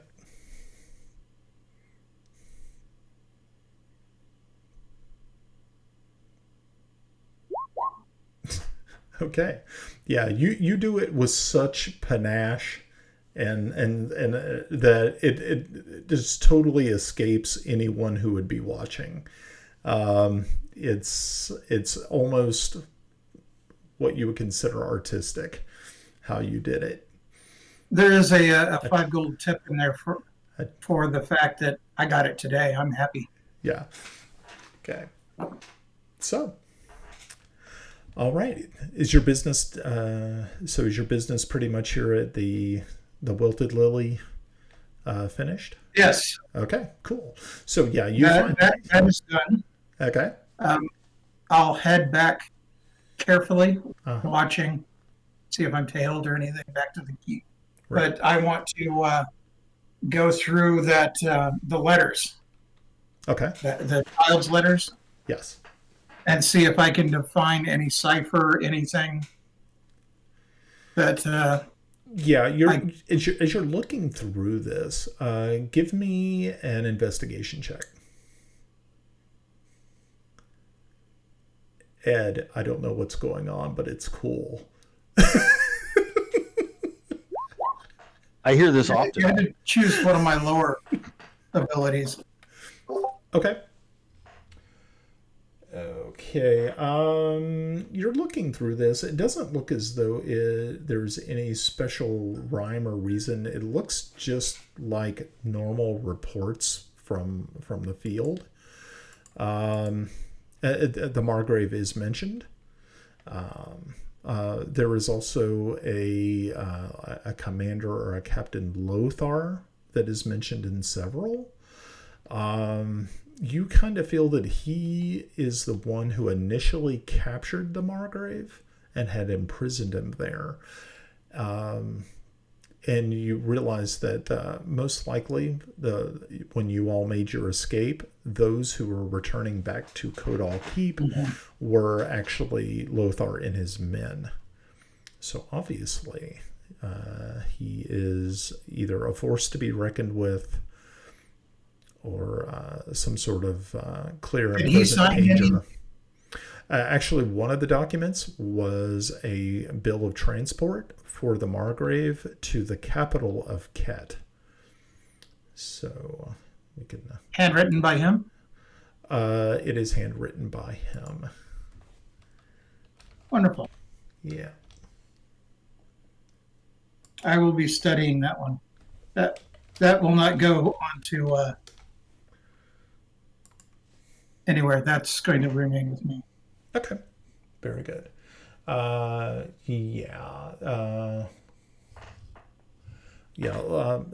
This is for transport to the city of the capital city, which is Lopalia. Lopalia is deep within Ket territory. You've never traveled there.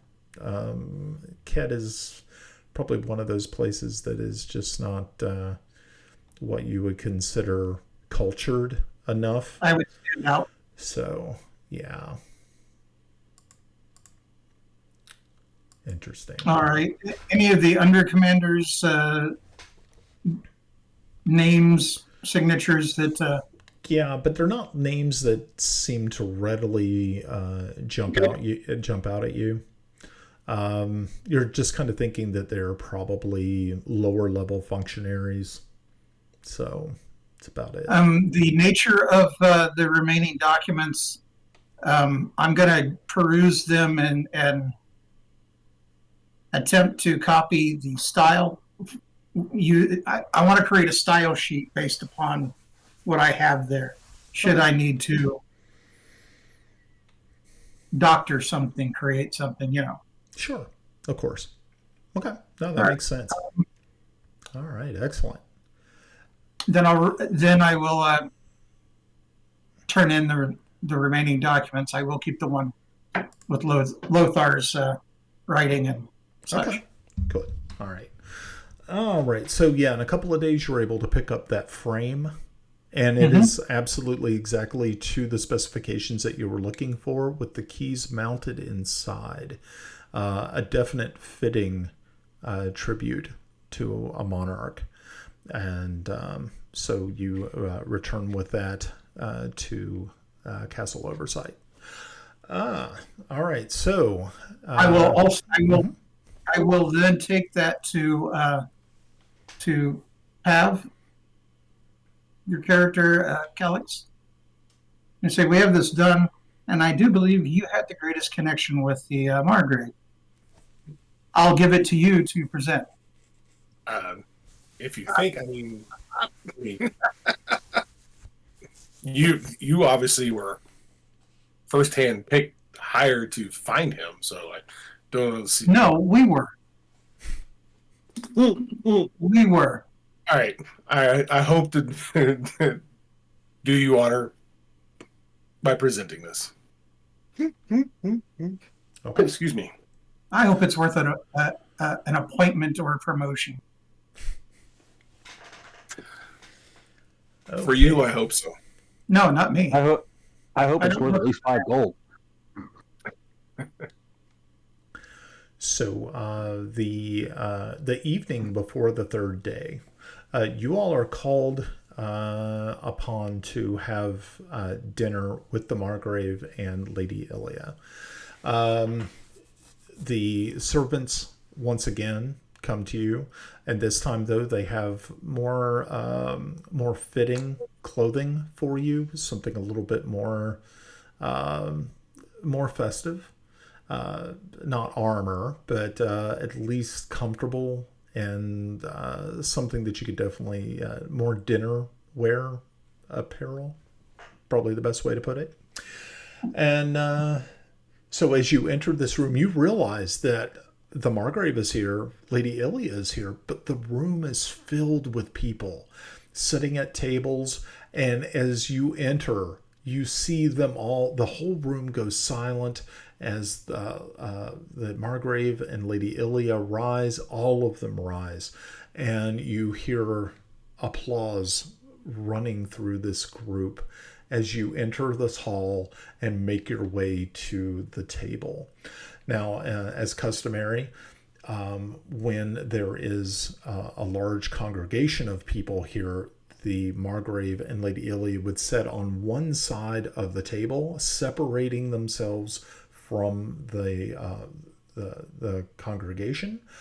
And instead of somebody sitting on the other side of the table, that is left open so they can look down upon all of their guests.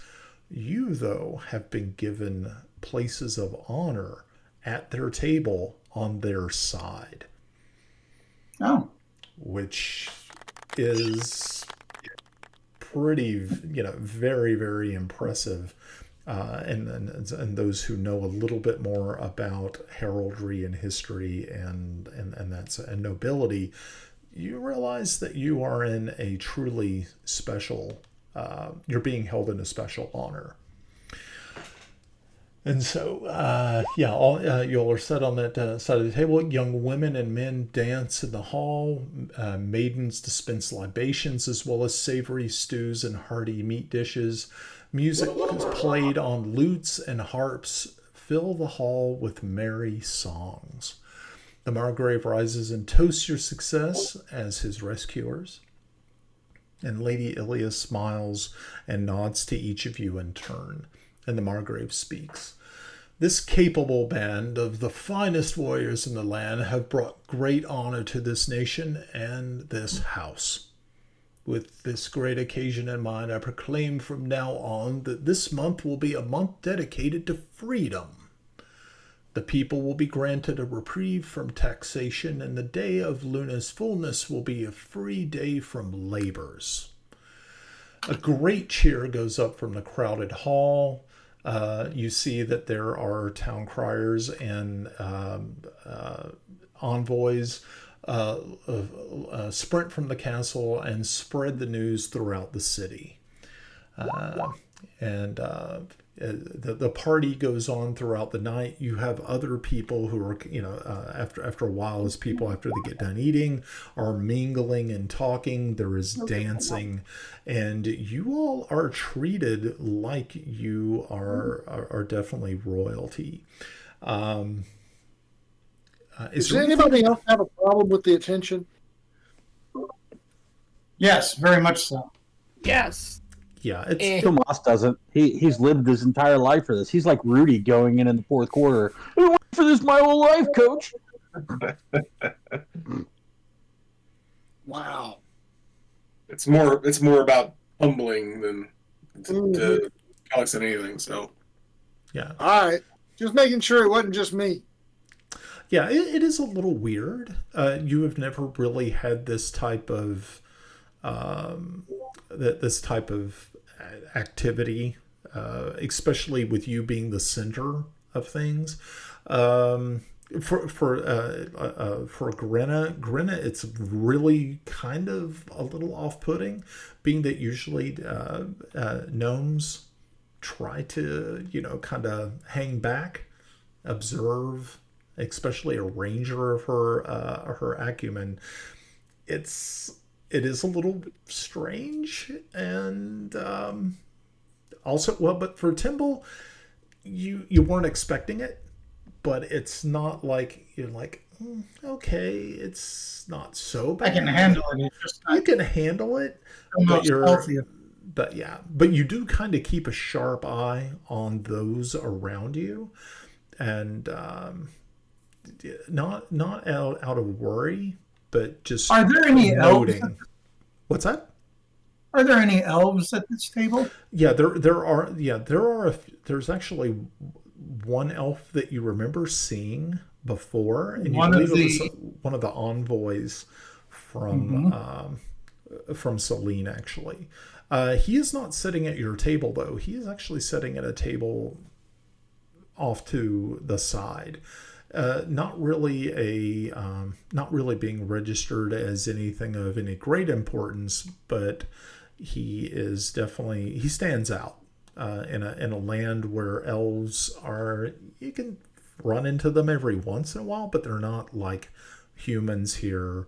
Or Is this someone that we met before at the table that morning? No, you've not. Those two gentlemen are not there. This was the one who was actually standing and talking with Lady Ilia when you Lady first Ilia. arrived. And I think his Bingo. name All right. and his name is in the list. So if you need me to share that, I'll be happy to Please. share that again with you. I don't want you guys to have to. There you go. Hopefully you were able to see that. Hopefully. Let's see. I think that is. Kimball, let me know when do you think it would be a good time to present our gift? After I go to bed.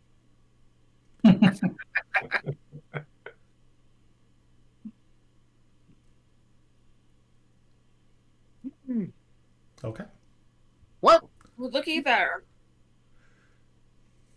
Oh, Well, I would have asked you guys this. Do you all think it would be best to present a gift like this during our proceedings? guys, Or guys. privately? I've got the perfect idea. We'll send Thomas out to dance, and when everybody's laughing at him, we'll send Kel to the Margrave. No? Okay. Next thing. We slide Thomas out in the middle of the floor, then Kel goes and talks to the Margrave. No? Do we Damn, want? guys, y'all gotta get into the spirit of this. This is gonna be fun. You and I need to work on your definition of fun.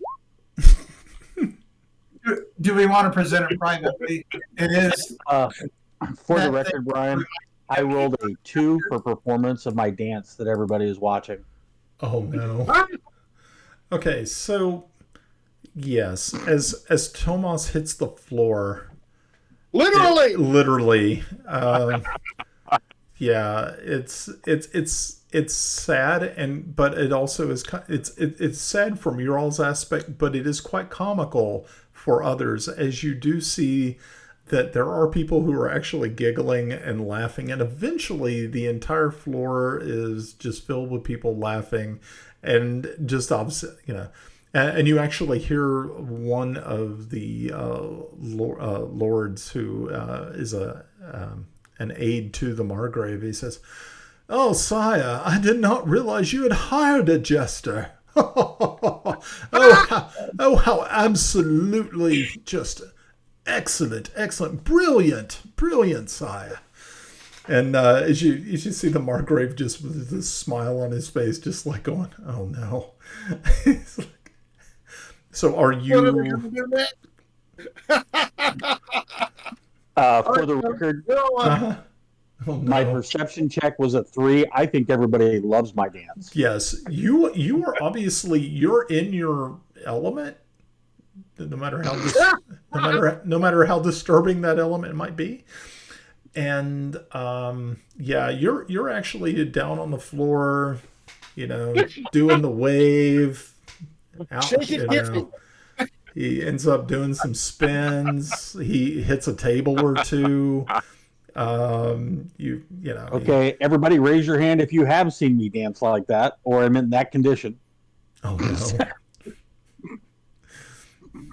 I guess I'm the lucky one. Yeah, me too. Yeah. Like, You have no idea. Off duty, I don't think I ever said off duty. I don't think I ever saw Ed. So, oh Jesus. Okay, that's lovely. Okay, so while this is all going on, are you all going to make your move? Yes. Alex, Okay. go punt. Alex stands up with the gift in his hand. Okay. I guess I wait for everybody to quiet down? Does it quiet down, or is everybody still staring at the? Well, it really That's kind the of point. it really It kind was a of distraction. It Come really- on. it really kind of depends on how long Tomas wants to put on the show. That's not like a Constitution check. Yeah, you might that want a to Constitution do or a wisdom? Constitution check just to make sure that you don't hurt yes. yourself or Yes, look dude. at my con check. Okay. All right, no, wisdom check. Okay, even though he's banging into stuff, and I mean, there is stuff just like all types of things happening. I mean, he hits his head on a table, he's tumbling over shit.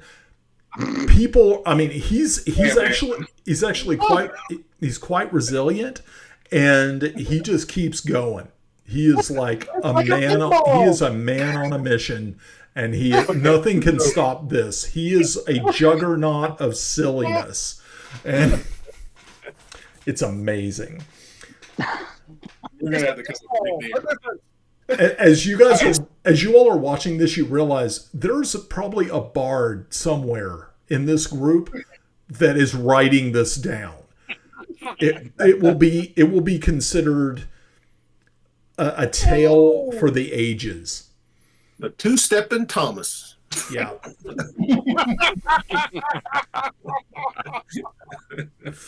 Okay, so while I guess everybody is distracted, Yes. I stand up, I walk over to the Margrave, and my liege, may I have a moment? You kind of catch him in like a mid laugh, and he's like, "Oh, Calyx. Oh, yes. Yeah. How can I help you? What do you have there?" My companions, I would like to present something to you as a remembrance for your rescuing you from Ket. So I kind of bow and I hand him the. He looks at you puzzled, and he's like, "A gift from me." It's a symbol, like you said, a symbol of freedom.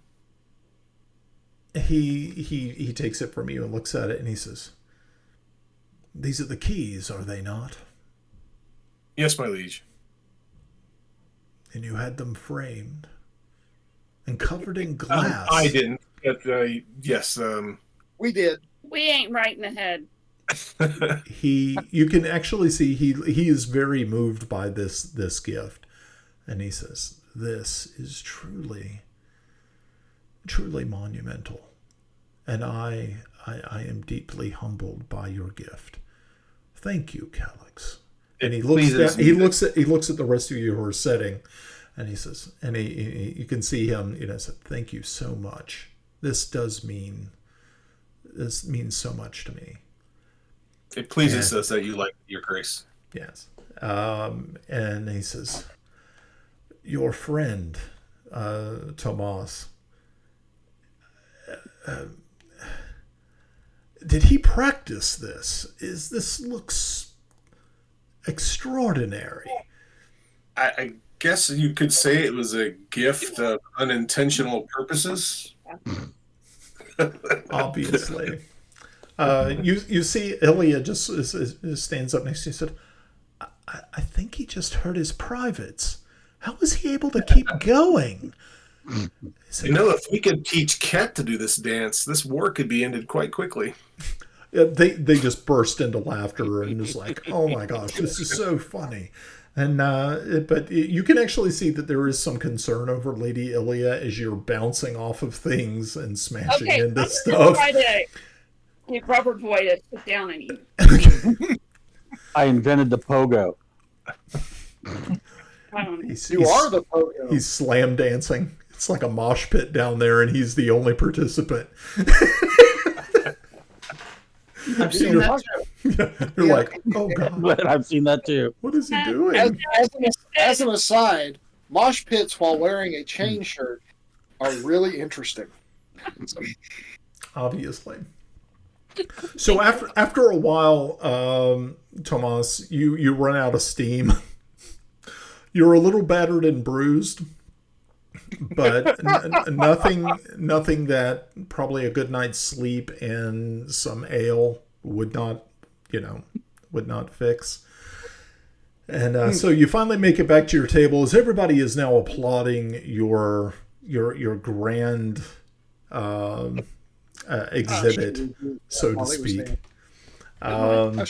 Yeah, you like I said, you have people who are absolutely horrified at what they've seen because they thought you had hurt yourself. But then you also have people who are absolutely just, oh my gosh, is this guy like a master bard, or is this a jester par excellence? I mean, what is this? This is like you were actually. You have a feeling that you may be the talk of the town for a while. Well, I point out that I don't dance for a lot of people. Tonight I was just your little private dancer. I'm sure your dad will love the story and the visual that goes home. Oh boy. Okay. So the night winds down, people start to leave, it starts to get a little bit quieter. There's still some people around talking and so what are you guys planning on doing after pretty much about 50% of the participants make their way out for the evening? You actually see the Margrave and Lady Ilya are saying their goodbyes as they're getting ready to retire for the evening, but they do tell others that you remain as long as they would like. So it's really kind of up to you. I'm thinking bedtime. Can I find the library in the building? A library in Castle Oversight? Oh, of course. What? I'm sorry. Yeah, there is a library in Castle Oversight. Yeah. Okay. I want to find out, see if I can find anything about the Raven Lady. Okay, so you end up like sort of just walking out a little bit later, not really announcing your intentions. You just you just kind of disappear, and you find yourself walking down a few of these hallways. There are guards posted, but they do not question you. I mean, of course, you can always ask them where the library is, but you're not. That would be the smart thing to do. Okay. One snaps at your approach. You greet him, and he snaps to attention, and he says, "Yes, my lady, how may I be of service?" Can you please direct me to the library? Of course. And he actually escorts you to the library, which is down 2 other hallways. And he opens the door and allows you entry. Inside, you see several oil lamps are on the center of tables, illuminating the room. At this time, you don't see that there is anyone else in the room. Okay. Okay. So, what are you looking for? I'm probably. Would I have enough religious knowledge to kind of know who she is? To find a what? I'm sorry, I didn't quite hear it. Would I have enough religious knowledge to kind of know who this person was? I'm assuming religious. Which person? Raven lady. The Raven lady. In my dream. Oh, in your dream. Okay, it wasn't a raven. She was just a crone. Yes. An elderly woman. Right. Yes. You could. It really wouldn't be much of a religion check. Maybe like a local lore. You might be able to find a Local lore. local lore. Yeah. What would I roll for that? It would be History? Yeah, probably history would probably be the best way to do it. Okay. Okay, go ahead. Yeah, that's a hard no there. Yeah, unfortunately, you're not really too sure. It wasn't like there was a name to go by. You just remember the terrible thing about about what you experienced is that you can't get her face out of your mind. Right. Just that was the last thing you saw before she passed, and then of course looking up into the face of her murderer is definitely etched in your mind, and yeah, okay. Could I look at the books to see if there's anything dealing with like lore and stories? Sure. Yeah, I mean, you can pull down, like local histories and things of that nature and go through them. But it will take you probably days of searching. Okay. So, yeah. Okay. All right, well, I'll just wander back to my room then. Okay. So, very good. So who's going back to their rooms? Okay. I retire early. Okay. Right. So those who are not retiring, who are you? Or is everybody going? Okay. So Kellex, you're staying up. Timble is staying up. Are the rest of you Are you staying up also, Tomas? Okay, cool. He's a celebrity. Of course he's staying. Encore. Okay. So those who are returning. I'm retiring. Okay. So, Kiffy, you are also retiring. So those who are retiring, once you get to your room, you realize that once you were in there, you notice that there is a new set of clothes that are laid out for you, and there is a note pinned to your pillow, letting you know that you are to be in the Great Hall of Castle Oversight, the actual throne room area, at high noon the next day. That's not creepy at all. Uh-huh. It's not ominous. All right. Okay. So those who are staying up, you all kind of watch the rest of the congregation of people who are here. Like I said, there's still some dancing and some, mingling around. People walk up to you and say hello and, thank you for your service and all of this sort of stuff. You actually have a couple of people approach you, Tomas, and ask if you do parties, or, things like that. They're very intrigued by your show. Kids would love you. Yeah, so most likely you would be a hit. I just threw in the chat the book that I learned the dance moves from, and I refer everyone to that. Okay, in the chat. Okay. I'm going to be dancing after. Oh my gosh. Brian, I have a question for you. Sure. During the meal, I would like to have paid attention to and watched the Elven congregation, the envoy Sylvia, kind of paying attention to him. When Right. does he leave? He leaves a little bit after the Margrave and Lady Ilia make their way out. But he does. He from what you can gather, he is he may or is not actually staying in the castle. He may have lodgings somewhere else in the city. Oh, Mm-hmm. okay. I'm just going to kind of take note of the individuals who come up and take note of us and say their thanks and that sort of thing, and see if there's any notable exits, if you will. Yeah. People who just kind of get up in a huff or anything. No, everybody seems to be in really good and high spirits. Like I said, the only person that you really kind of notice who didn't even approach or didn't even really converse with any of your members is Sylvia, who, of course, he was talking with other people, other lords and ladies who happened to be of the same family line as the Margrave, but he didn't really reach out to any of you or your group.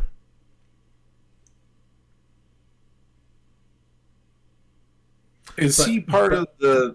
Is he? I know he's like royalty. He's not like part of those Vespi Rangers, is he? No, actually, he is. You don't really know that much about him. You do know he is royalty. You could probably do a little bit of research, but yeah, he's definitely a high-born elven aristocrat and carries himself as such. Was there any representatives from Sterich here? Anyone of Lady Ilia's house? If there were, you weren't really too sure. Okay, that's all I need to know. Yeah. Most likely, if you were going to find out, you would probably just touch base with her, and she would probably, because she would know. Okay, cool. All right. Is anybody else doing anything? Those who are staying up? I know we cut. Once it's over, I think I will step out. Okay. You can do anything. Are you stepping out and going back to your room, or are you stepping out and going into the city? Out. Oh, you're going out. Okay. I like it. Alrighty. So we'll get back to you in just a minute. Kellex, what were you planning on doing? I was going to see if I can identify anybody who might be part of the Vesvi Forest Guard. Like I said, really the only elf that you see is Sylvia. Yeah, he seems to. Yeah, I mean, he's definitely of that type, but he is. I mean, like I said, he's been here a little bit. He is an envoy from obviously the Vesvi, but you don't know if he's actually a part of any special group that is here. So, any other questions you might have? I'll approach him. Okay. Yeah, he looks as though he's gathering his cape and everything and getting ready to leave. So you catch him right as he's about ready to exit the building. My lord, already leaving.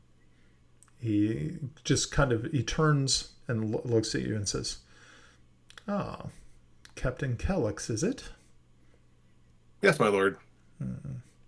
He just gives you kind of a smile and he says, "And so how can I help you?" Oh, I just wanted to introduce myself and, maybe have a conversation. I, recently met someone from is it Vesby or Vesby? Vespi. Vesby. Oh. Yeah, Melder Emberhart. He kind of looks at you puzzled and he says, the name doesn't seem to ring a bell. I want to do an insight check. Sure, of course.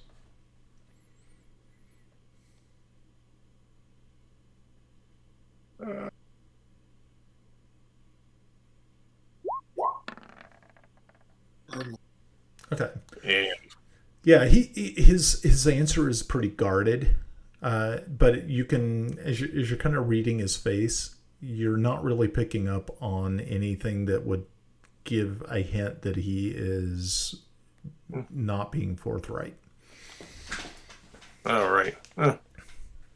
So, that's a shame. A lovely woman. I was just kind of hoping to hear about where. I know it wasn't long ago, but I was kind of wondering where her whereabouts might be these days. But if you don't know her, No, I don't. There are amazingly there are several elves that live in the Vespi. no, and that surname doesn't ring a bell. Then No, not really. Hmm. It sounds Okay, almost, well, it sounds almost common. Was she just a forest elf that you fell in love with?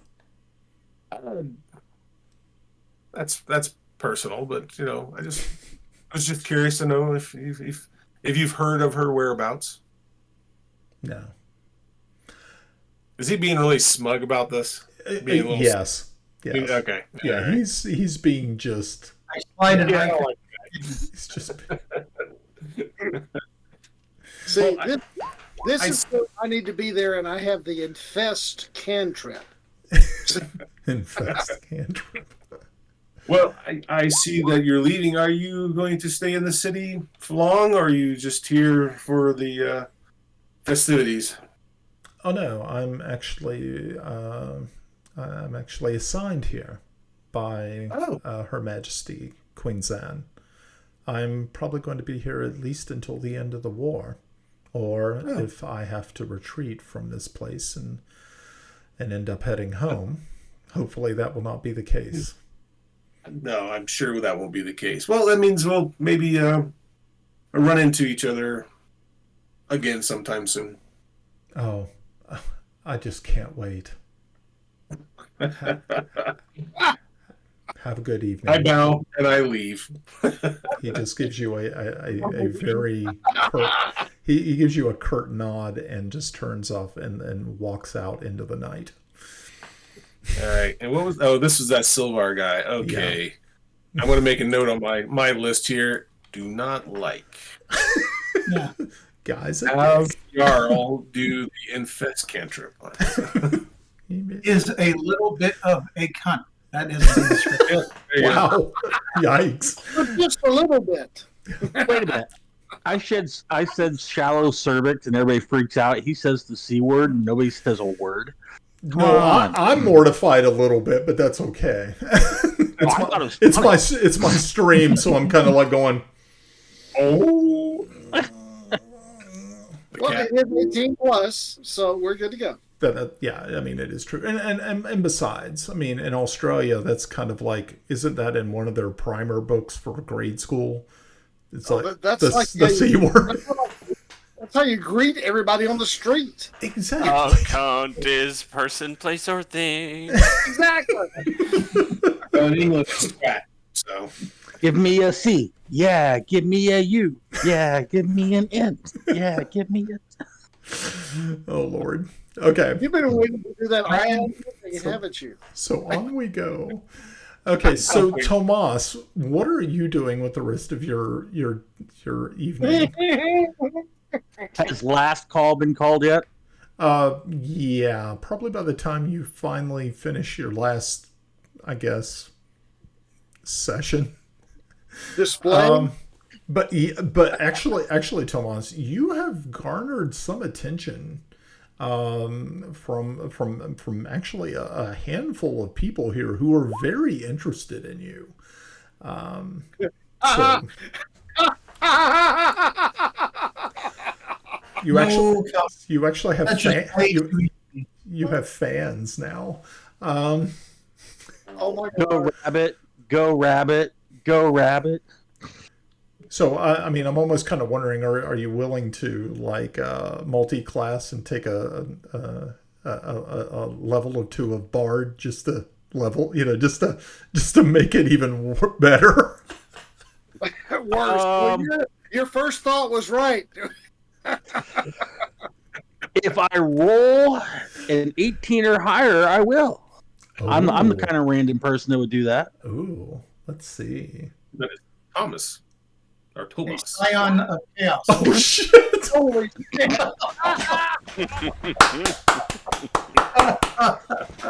Oh, Oh my lord, that is hilarious.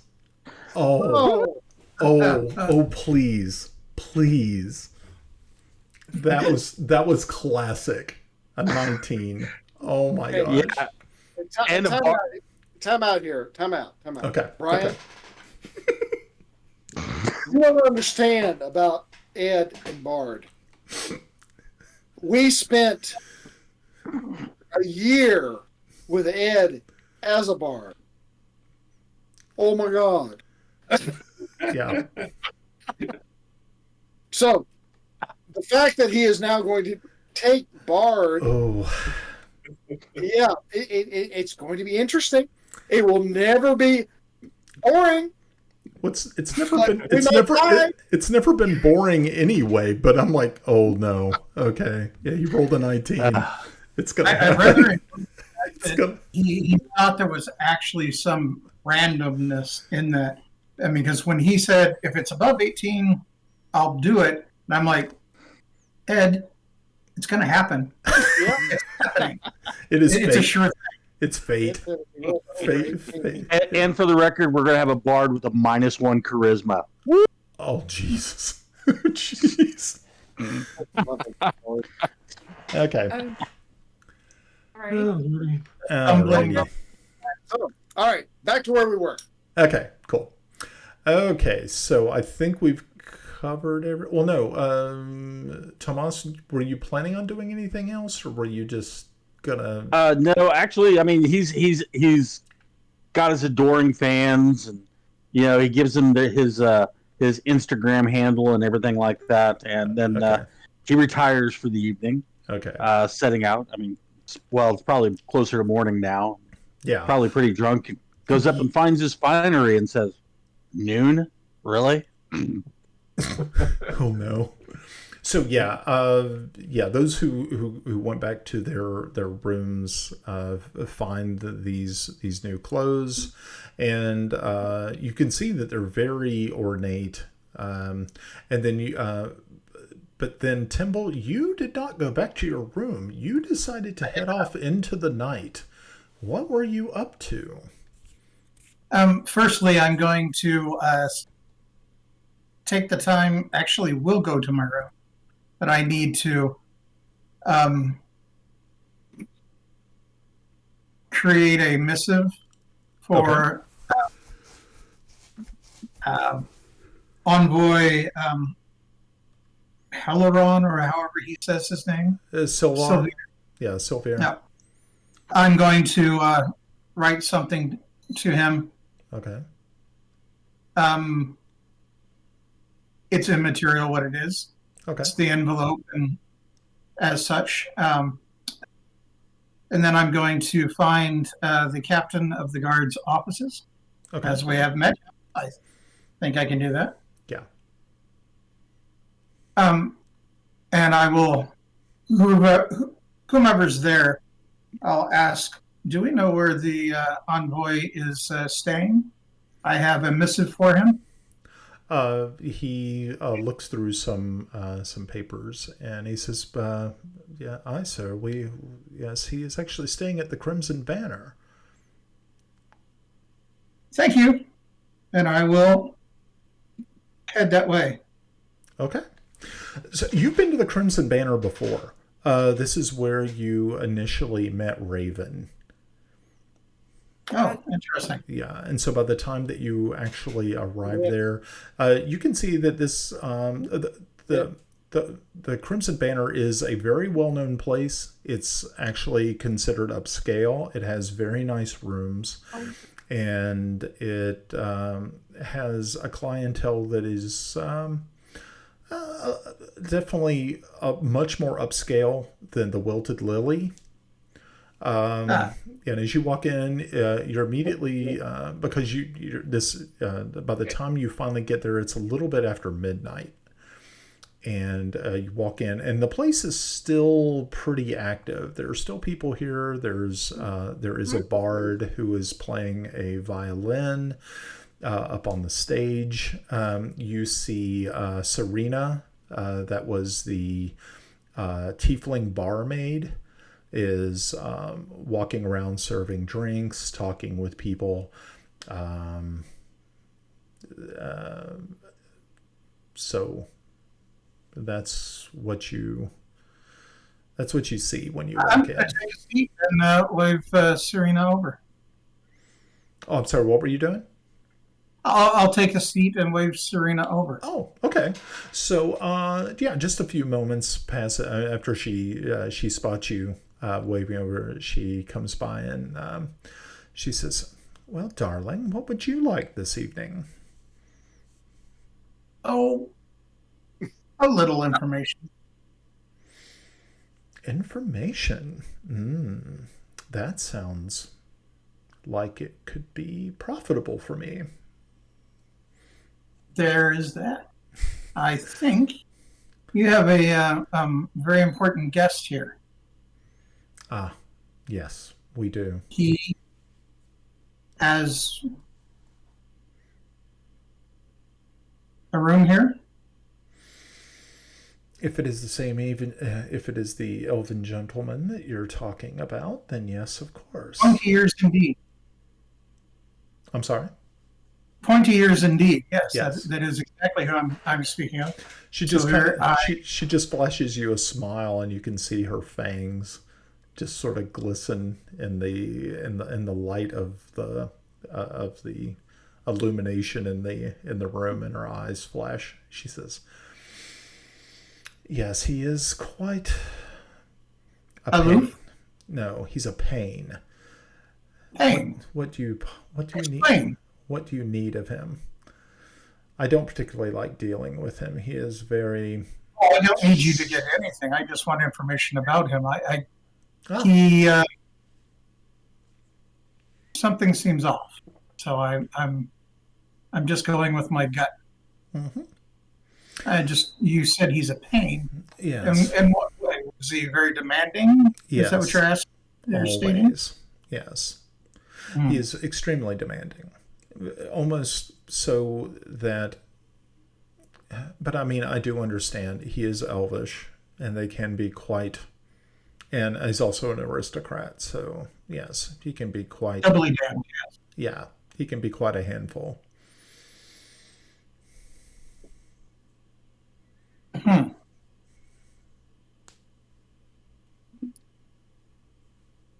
What does the lady that we're both acquainted with give it? Oh. Has she said anything? Oh, you're talking about Raven. I am indeed. Interesting.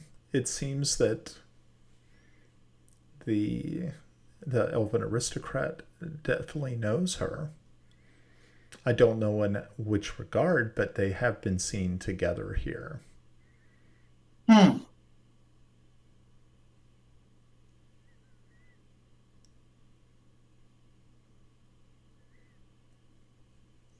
Would the lovely Raven happen to be in tonight? She thinks since I have not seen her this evening. She was here last night, though.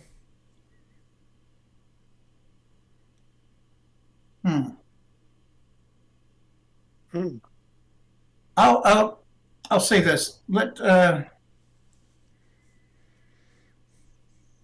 Tell her that Timble came calling. She just looks and gives you a smile and I'll says, slide a gold piece over the table to her. She pockets it and says, "I'll be more than happy to. deliver the information that you And- were looking for her. And if the good elf becomes too much of a hassle, let me know. I'm staying in the keep, and just let me know. Of I'm sure course. someone can be down. Again, she flashes that smile as you see her forked tail sort of just wrap around, around her neck very seductively, as the actual fork of the tail just kind of like moves her shirt a little bit lower. Mm-hmm. She says, "I would be more than happy to let you know if he does anything untoward." And she just quickly turns and heads back towards the bar and other patrons. I'll slip back out Okay.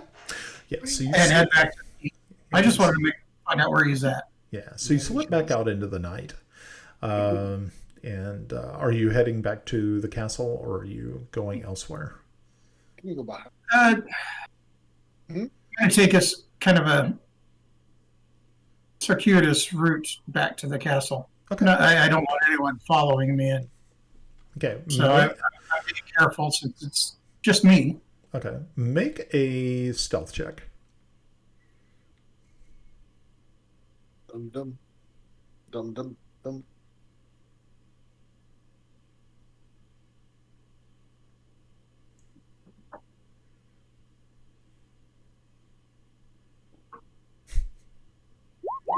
Okay, yeah, you are able to move around quite deftly through the darkness in the alleys and streets, and you make your way back up to your room.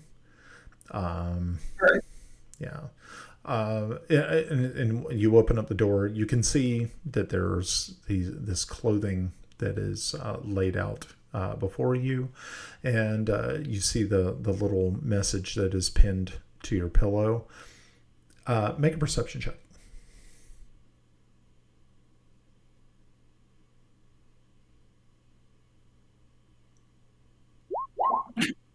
Okay. Alrighty. So you settle in for the evening, and to sleep.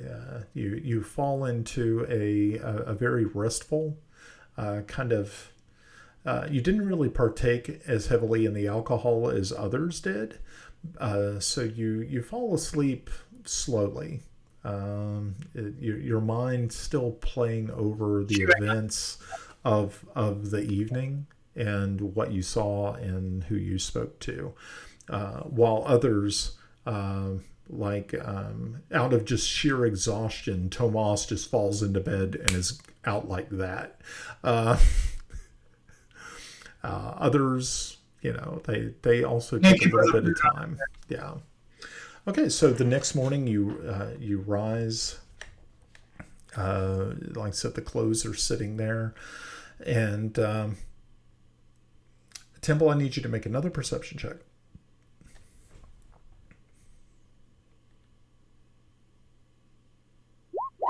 Okay. So you go ahead and get dressed, and all of you start to. You notice that servants Can I check come. my mouth?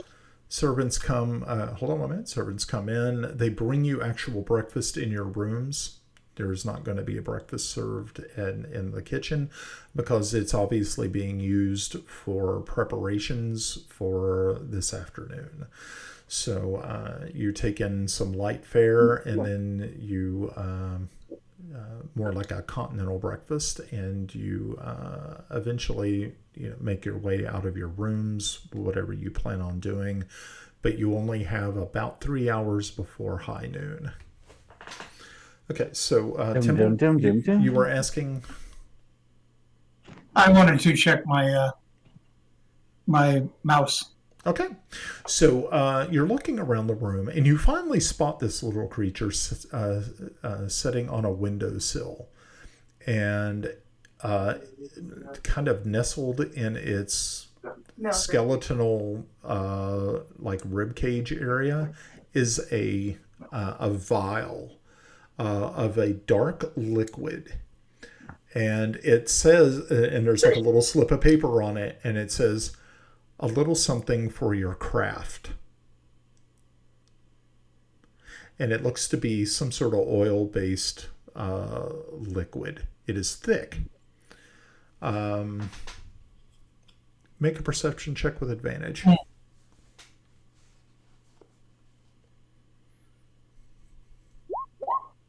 Okay. What you realize, what you're holding, is some sort of paint.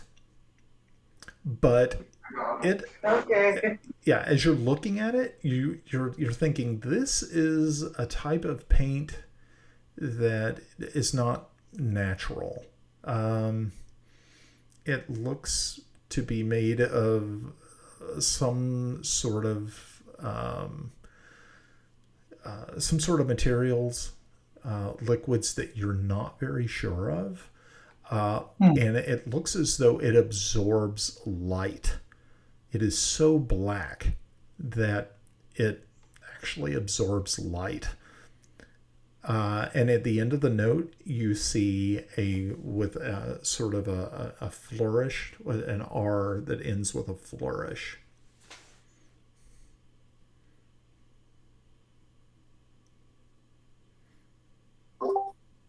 So what I have gleaned from all of this is we need to make sure that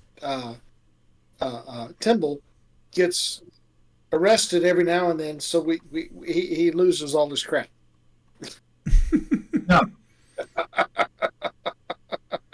At some point, I will start sacrificing sorcerers for my crap. You know, bards kind of have sleight of hands, so now I'm going to start picking his pockets now. I love to see that.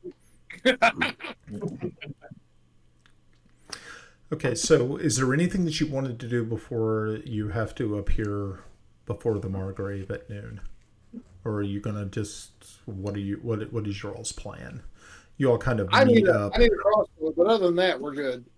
Okay. I was going to go. I'll touch upon each of the rooms and make sure everybody's kind of up, getting dressed, ready, and we can all walk down together. Have you slept all? No. Trunks is going to get dressed. He's going to put his nice little boy symbol on his tunic. I'm sure I've slept. Yeah. He said he did. He did actually. He actually slept some.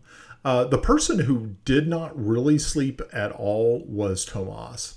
Tomas was totally on fire. So he looks a little worse for wear, but you can see that he probably is not actually hungover. He's actually just still drunk. Nice. That was It's something all over again. in my life. And I don't see that as a bad thing. Do you? That sounds I'm like trying to figure out. I thought we were playing a fantasy game. Shit. that's a It's too that's a real. week home from Tivoli. Have another glass of mead. Well, when we do present in court, by the way, I rolled a 19 for a con check, so I'm fine, all you bitches. Okay. I sent you my proper title when we get announced at court. Oh, okay. Very good. Proper title.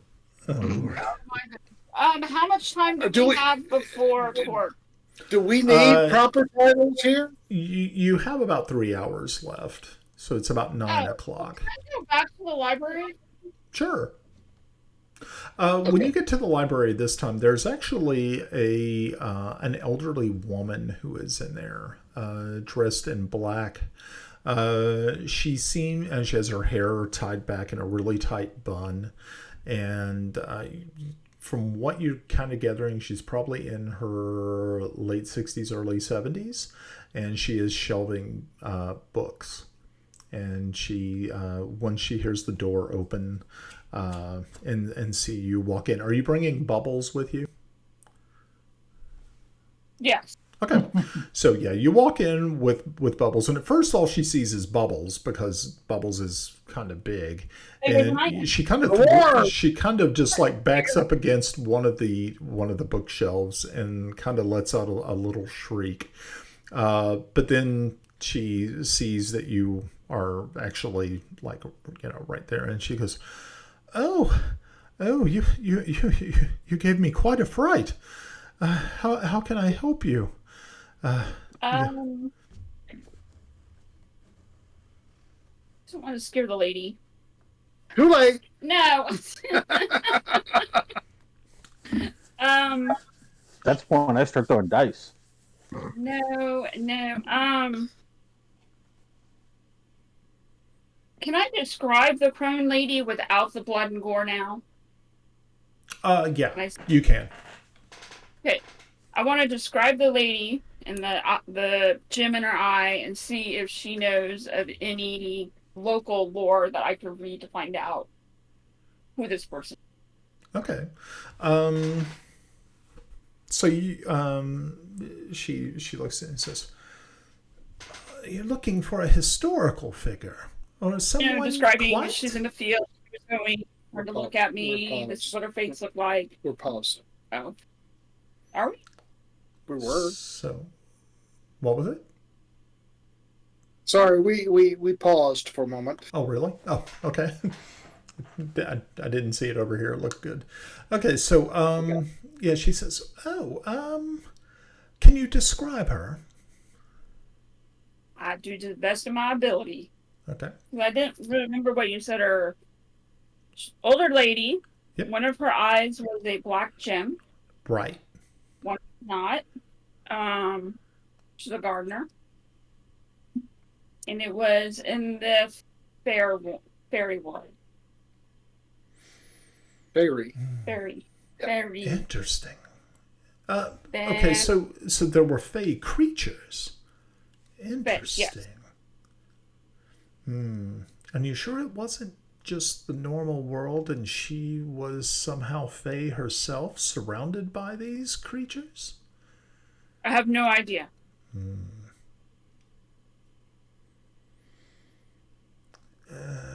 It sounds somewhat familiar, but it doesn't sound like someone that I know. Hold on one moment. And she reaches over and pulls it looks to be an old a book. And she is going through some of the pages, and she says, you said there was a garden. Was there a house, a fence, anything?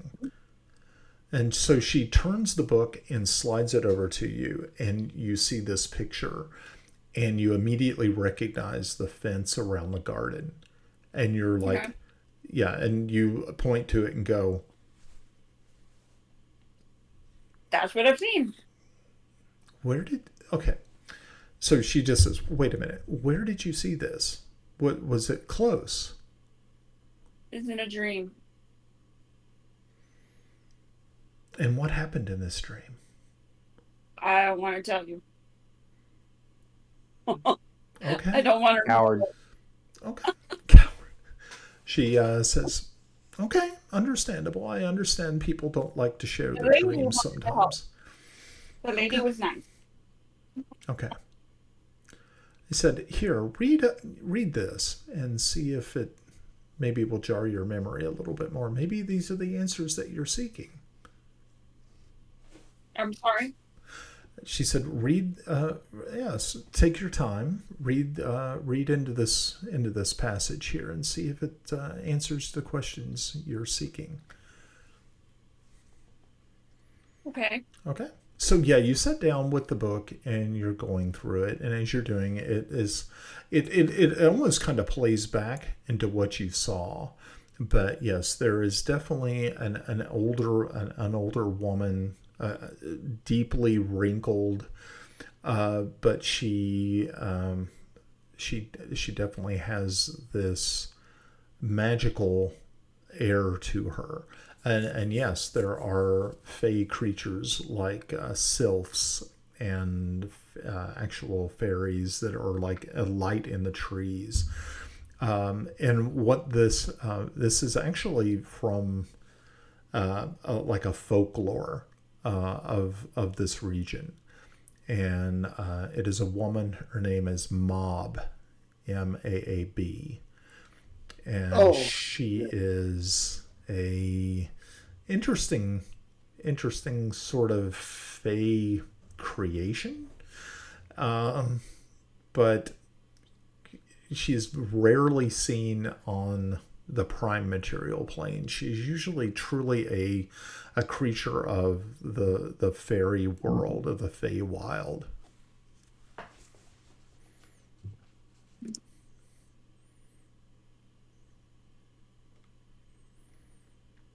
This, of course, is also very disturbing to you because what you remember from your dream, that obviously the murderer in the dream has the ability to either make his or her way into the land of the Fae to get what he or she wants. Okay, but this is not. Do I think that the dream really happened, or do I think it's a prediction? You feel that it's a prediction. That it is Okay. that if you remember on the wall of the temple, it is a temple of prophecy. So you're thinking that this is things that are going to come to pass. They have not passed yet. Okay. All right. Okay. Close the book. Thank you, good mother, for your time. She gives you a quick smile, and she says, "I'm glad that I could help you. Come back anytime." Without bubbles. Yeah, she's a little taken back by Bubbles. Bubbles is a little imposing. Okay, so yes, as time passes, you finally assemble yourselves and get ready. When you arrive at the hall's great doors, you're greeted by Captain Gravelheart. He's dressed in shining plate mail, and a ceremonial sword hangs from a baldric at his side. And he says, "You look sharp, lads and lasses." He looks you over, satisfied with his review, and he opens the massive doors to the hall. The great hall has been transformed from the rowdy venue of the feasting into a regal court once again. Light spilling into the room from the massive multicolored windows. People dressed in their finery stand before the dais where Margrave Larengrin and Lady Ilia stand waiting. The hall goes quiet as you enter. You approach the dais and and what are you planning on doing? Queen of air and darkness. Are we properly announced as we come in? You're not really announced. Everyone was expecting you, and so you are just you're just brought. You just walk in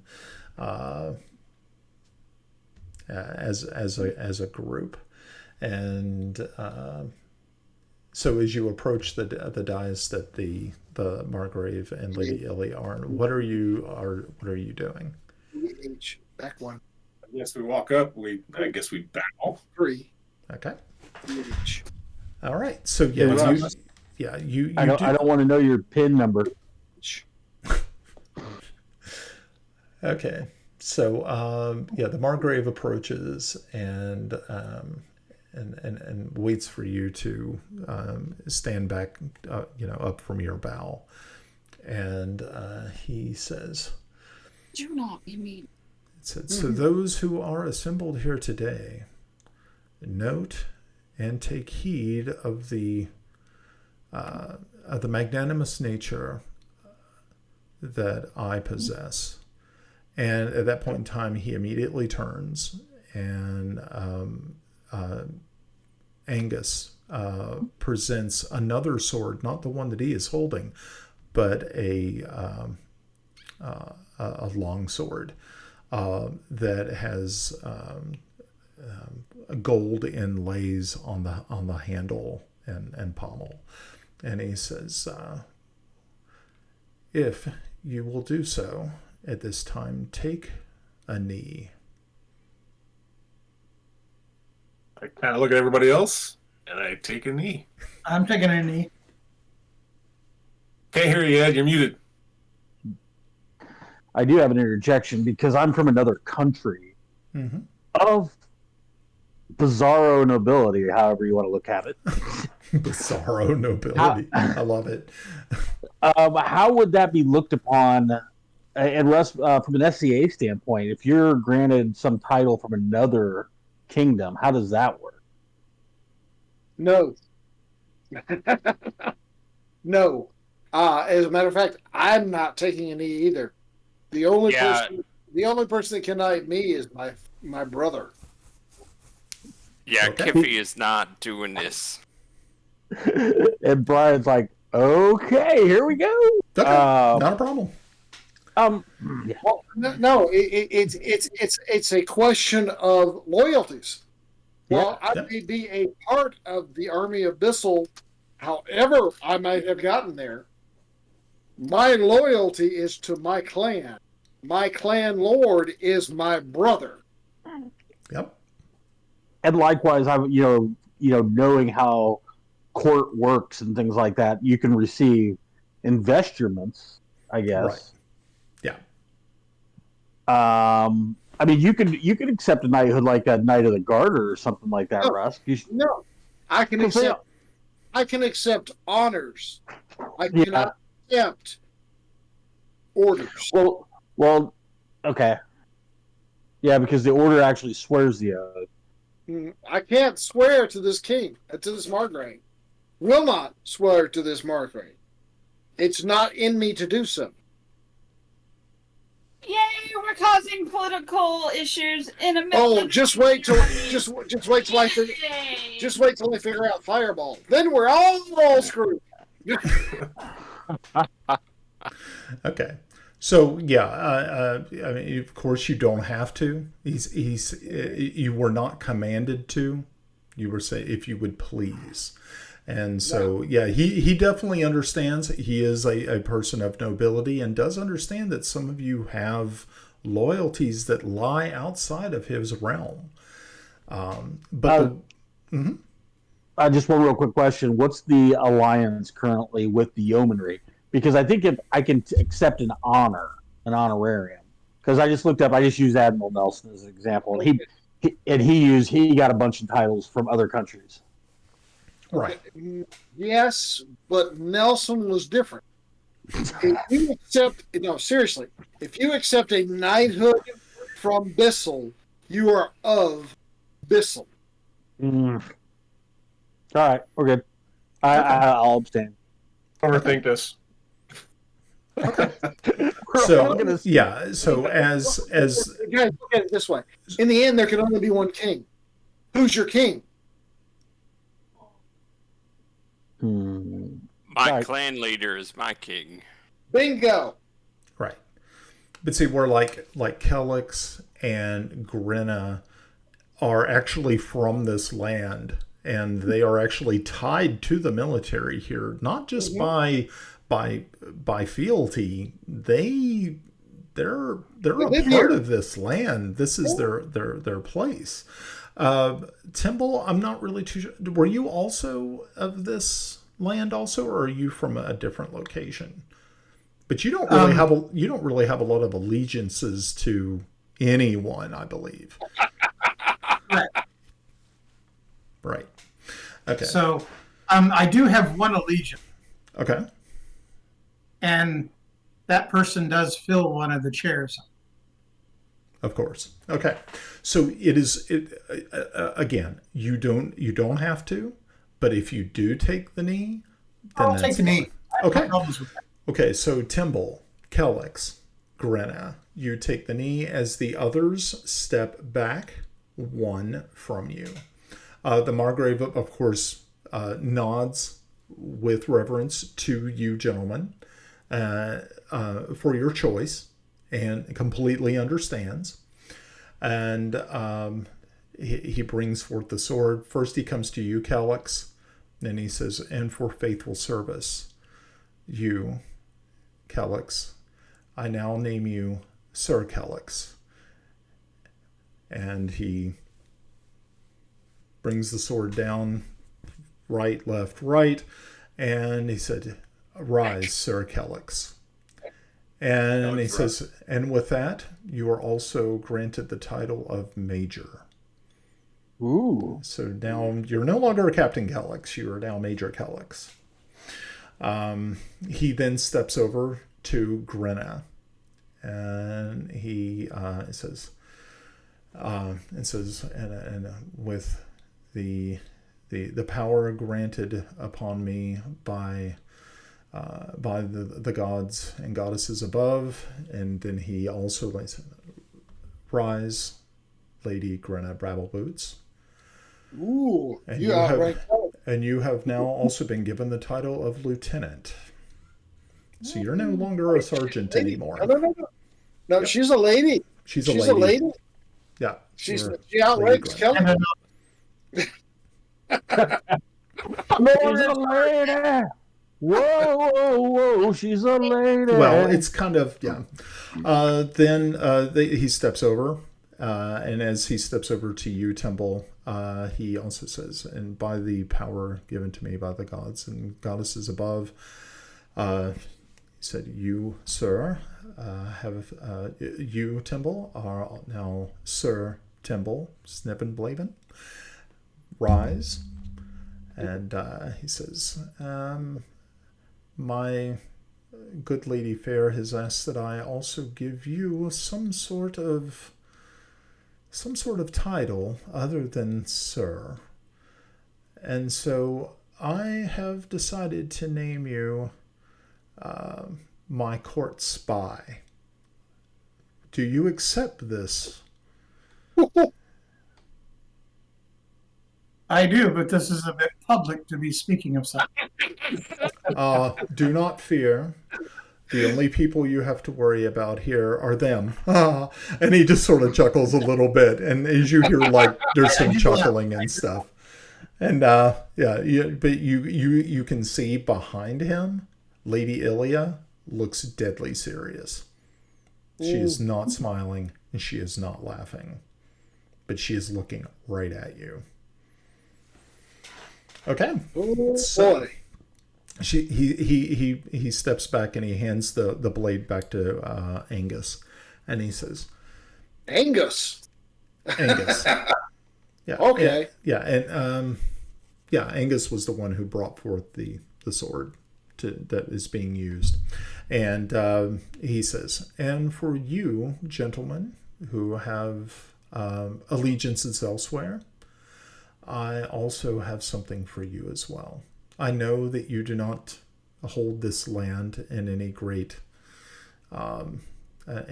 love, but that is fine. And so with that, I would like to at least give you each 300 gold pieces for your service." And then he looks back to Calyx and Grenna and Timble and for your service, I give you each 20 acres of land to do as you wish. Build your homes, settle your families, bring prosperity to this great land. Margaret, while I appreciate the offer, You'll humbly accept it. no. Margaret, while I appreciate the gold, I cannot accept it. And he says, Everything I have done in the service of my friends. I fought for Bissell because it was the right thing to do. I cannot accept gold, which would make me a mercenary for something that was right. He just looks at you and says, truly, truly a friend of this magnitude. I tip my hat to you, sir. Well spoken. You are a credit to your people. Is there anything that I can do for you to show my gratitude? We of the Cold Lands know what it is to do right and of loyalty. If Bissell has needs of me, just call. Excellent. Thank you. He said, you heard it here, folks. That this emissary from the lands to the north, to the cold lands, is truly a friend, not just of his comrades here, but of Bissell itself. Truly a vision to send before us all, and to that we can appreciate such loyalty even in the face of different regional allegiances. Thank you, Yarn. Very nice. He said, well, with that being done, let's celebrate. And you hear a huzzah go up from the crowd. The doors are once again open, and you can actually, as you start getting, you see that the crowd is actually spilling out into the street beyond the walls, and people are celebrating. You can hear people, clapping, and it's really kind of a major sort of thing that you've done. I mean, you were able to actually single-handedly rescue the Margrave. And a lot of you are sitting here going, this just seems a little over the top. But some of you think, yeah, we might have actually saved this country by freeing the Margrave. We were lucky as hell. We were lucky as hell. We were fortunate to get back to where we were supposed to be, when we were supposed to be, with the stuff we were supposed to have. Yeah, if Kellex had his way, we'd have died in there. Bad Kellex. No donut. So, as you guys are leaving, as you guys are kind of following the crowd out of Castle Oversight, just enjoying the day as you see. Kellex, a young woman, wearing just simple clothing, with wearing almost kind of like a peasant apron. She walks up next to you and quickly slips a piece of paper into your hand, and then just immediately blends into the crowd. Okay. Run far, run fast. It might just be enough. And I just want to tell Grinna, I found the Margrave first. So, Nice. I'm sorry. I opened the piece of paper. Okay. Who had the keys? Okay. So it says, dear sirs and lady, word has spread of your great deeds, and my humble village is in great need of your aid. Please consider our plight and come to our rescue. Meet me at the Crimson Banner Inn at midnight. Yeah, it's the village of Hamlet all over again. Oof. At least the letter didn't say, hi, Dad. Is this I'm in jail. And it says, at the end, it says, thank you, Lily Nelst is the name printed at the bottom. All right. I think we found our next adventure. Woo! Okay. And with that, I think we're going to close up shop for the evening. So once again, thank you guys very much for hanging out and playing. I know we didn't get into any combat this evening. It was a very roleplay heavy night, but it needed to be done. So, Did I get my crossbow?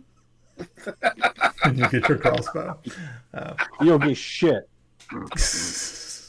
Oh, that short sword, if no one's going to claim it, I will. Okay. Okay. So, I'm just gonna sit back and watch the tango twisting Thomas. yeah, breakdancing, Oh. breakdance mosh pit thing. Who knows what the hell that was? What? Brain dead He- monster? Brain dead. He was mosh doing the Macarena. Is there like a sword dancing subclass or something like that? Oh, yeah, I was.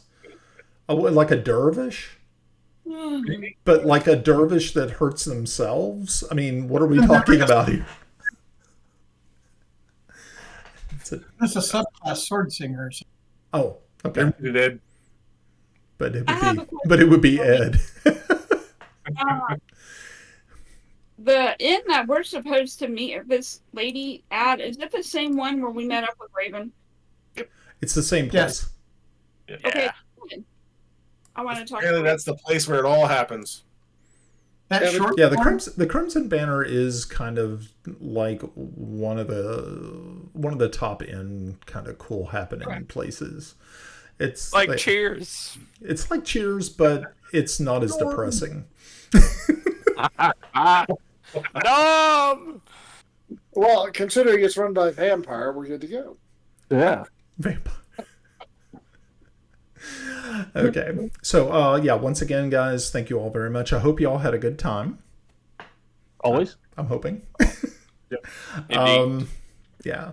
So we'll do this in. Are we still looking at 2 weeks, or are we going to try to do the third? Third. I think the third. Yeah, there was a discussion about the third, so Okay, just because the fourth and The third is definitely doable. Is there anybody that has a problem with the third? Nay. All right, third it is. Okay, yeah, that works out perfect. I actually have the whole week off, so I'm thrilled. So I'll be more than happy to run it on the third. So the third and the fourth and the fifth. No. Trust me. I know that there are people who'd be like, "Yeah, sign me up for all 5 days." Like, yeah, that would be interesting. All right. Well, you guys have a great night, and I will chat with you in 2 weeks here. Of course, if just reach out to me. If something changes or you all need to do anything, just jump onto Discord and drop me a note or something, and we'll work it are we out still from there. broadcasting? I'm Are sorry. we still broadcasting? Oh Are yeah, we still yes, we are. broadcasting? Yeah. Right. Well, I was saving all my salty language for afterwards. Shit. Oh. Okay. Great. Stand down. Man. Stand down. Okay. All right. So everybody wave goodbye and we'll get out of here. Night all. Have I'm fun. Peter Chow. Now it's time to say goodbye to Jed and all his kids. They kind of like to thank you folks for kind of stopping in. You're all invited back next week to this locality to have a heaping helping of this hospitality. Hills, it is. Nah, kick your shoes off. Stay a while. Y'all come back now. You hear? Yeah. Oh Lord. And you're the one that made him a bard. Just saying. I didn't make him. I didn't say he All rolled of the you. die. It was All of you. fate. All of It you, was Brian. fate. It was fate, yeah. It was fate. No. It's not fate. It's not fate. It's all you, Brian. We're blaming you. You could have said no. Well, we do have to figure this out, Brian. Are we gone? No, we're Yeah, we actually are. still on. Did we lose? Hey, we're still arguing. Yeah, this seems like par for the course. All right. Actually, Now, the end music is playing. We're almost done. Wait a minute, I sang the walkout song. You sang the walkout song. Okay. Well, there it is then. Okay. And So one problem we got is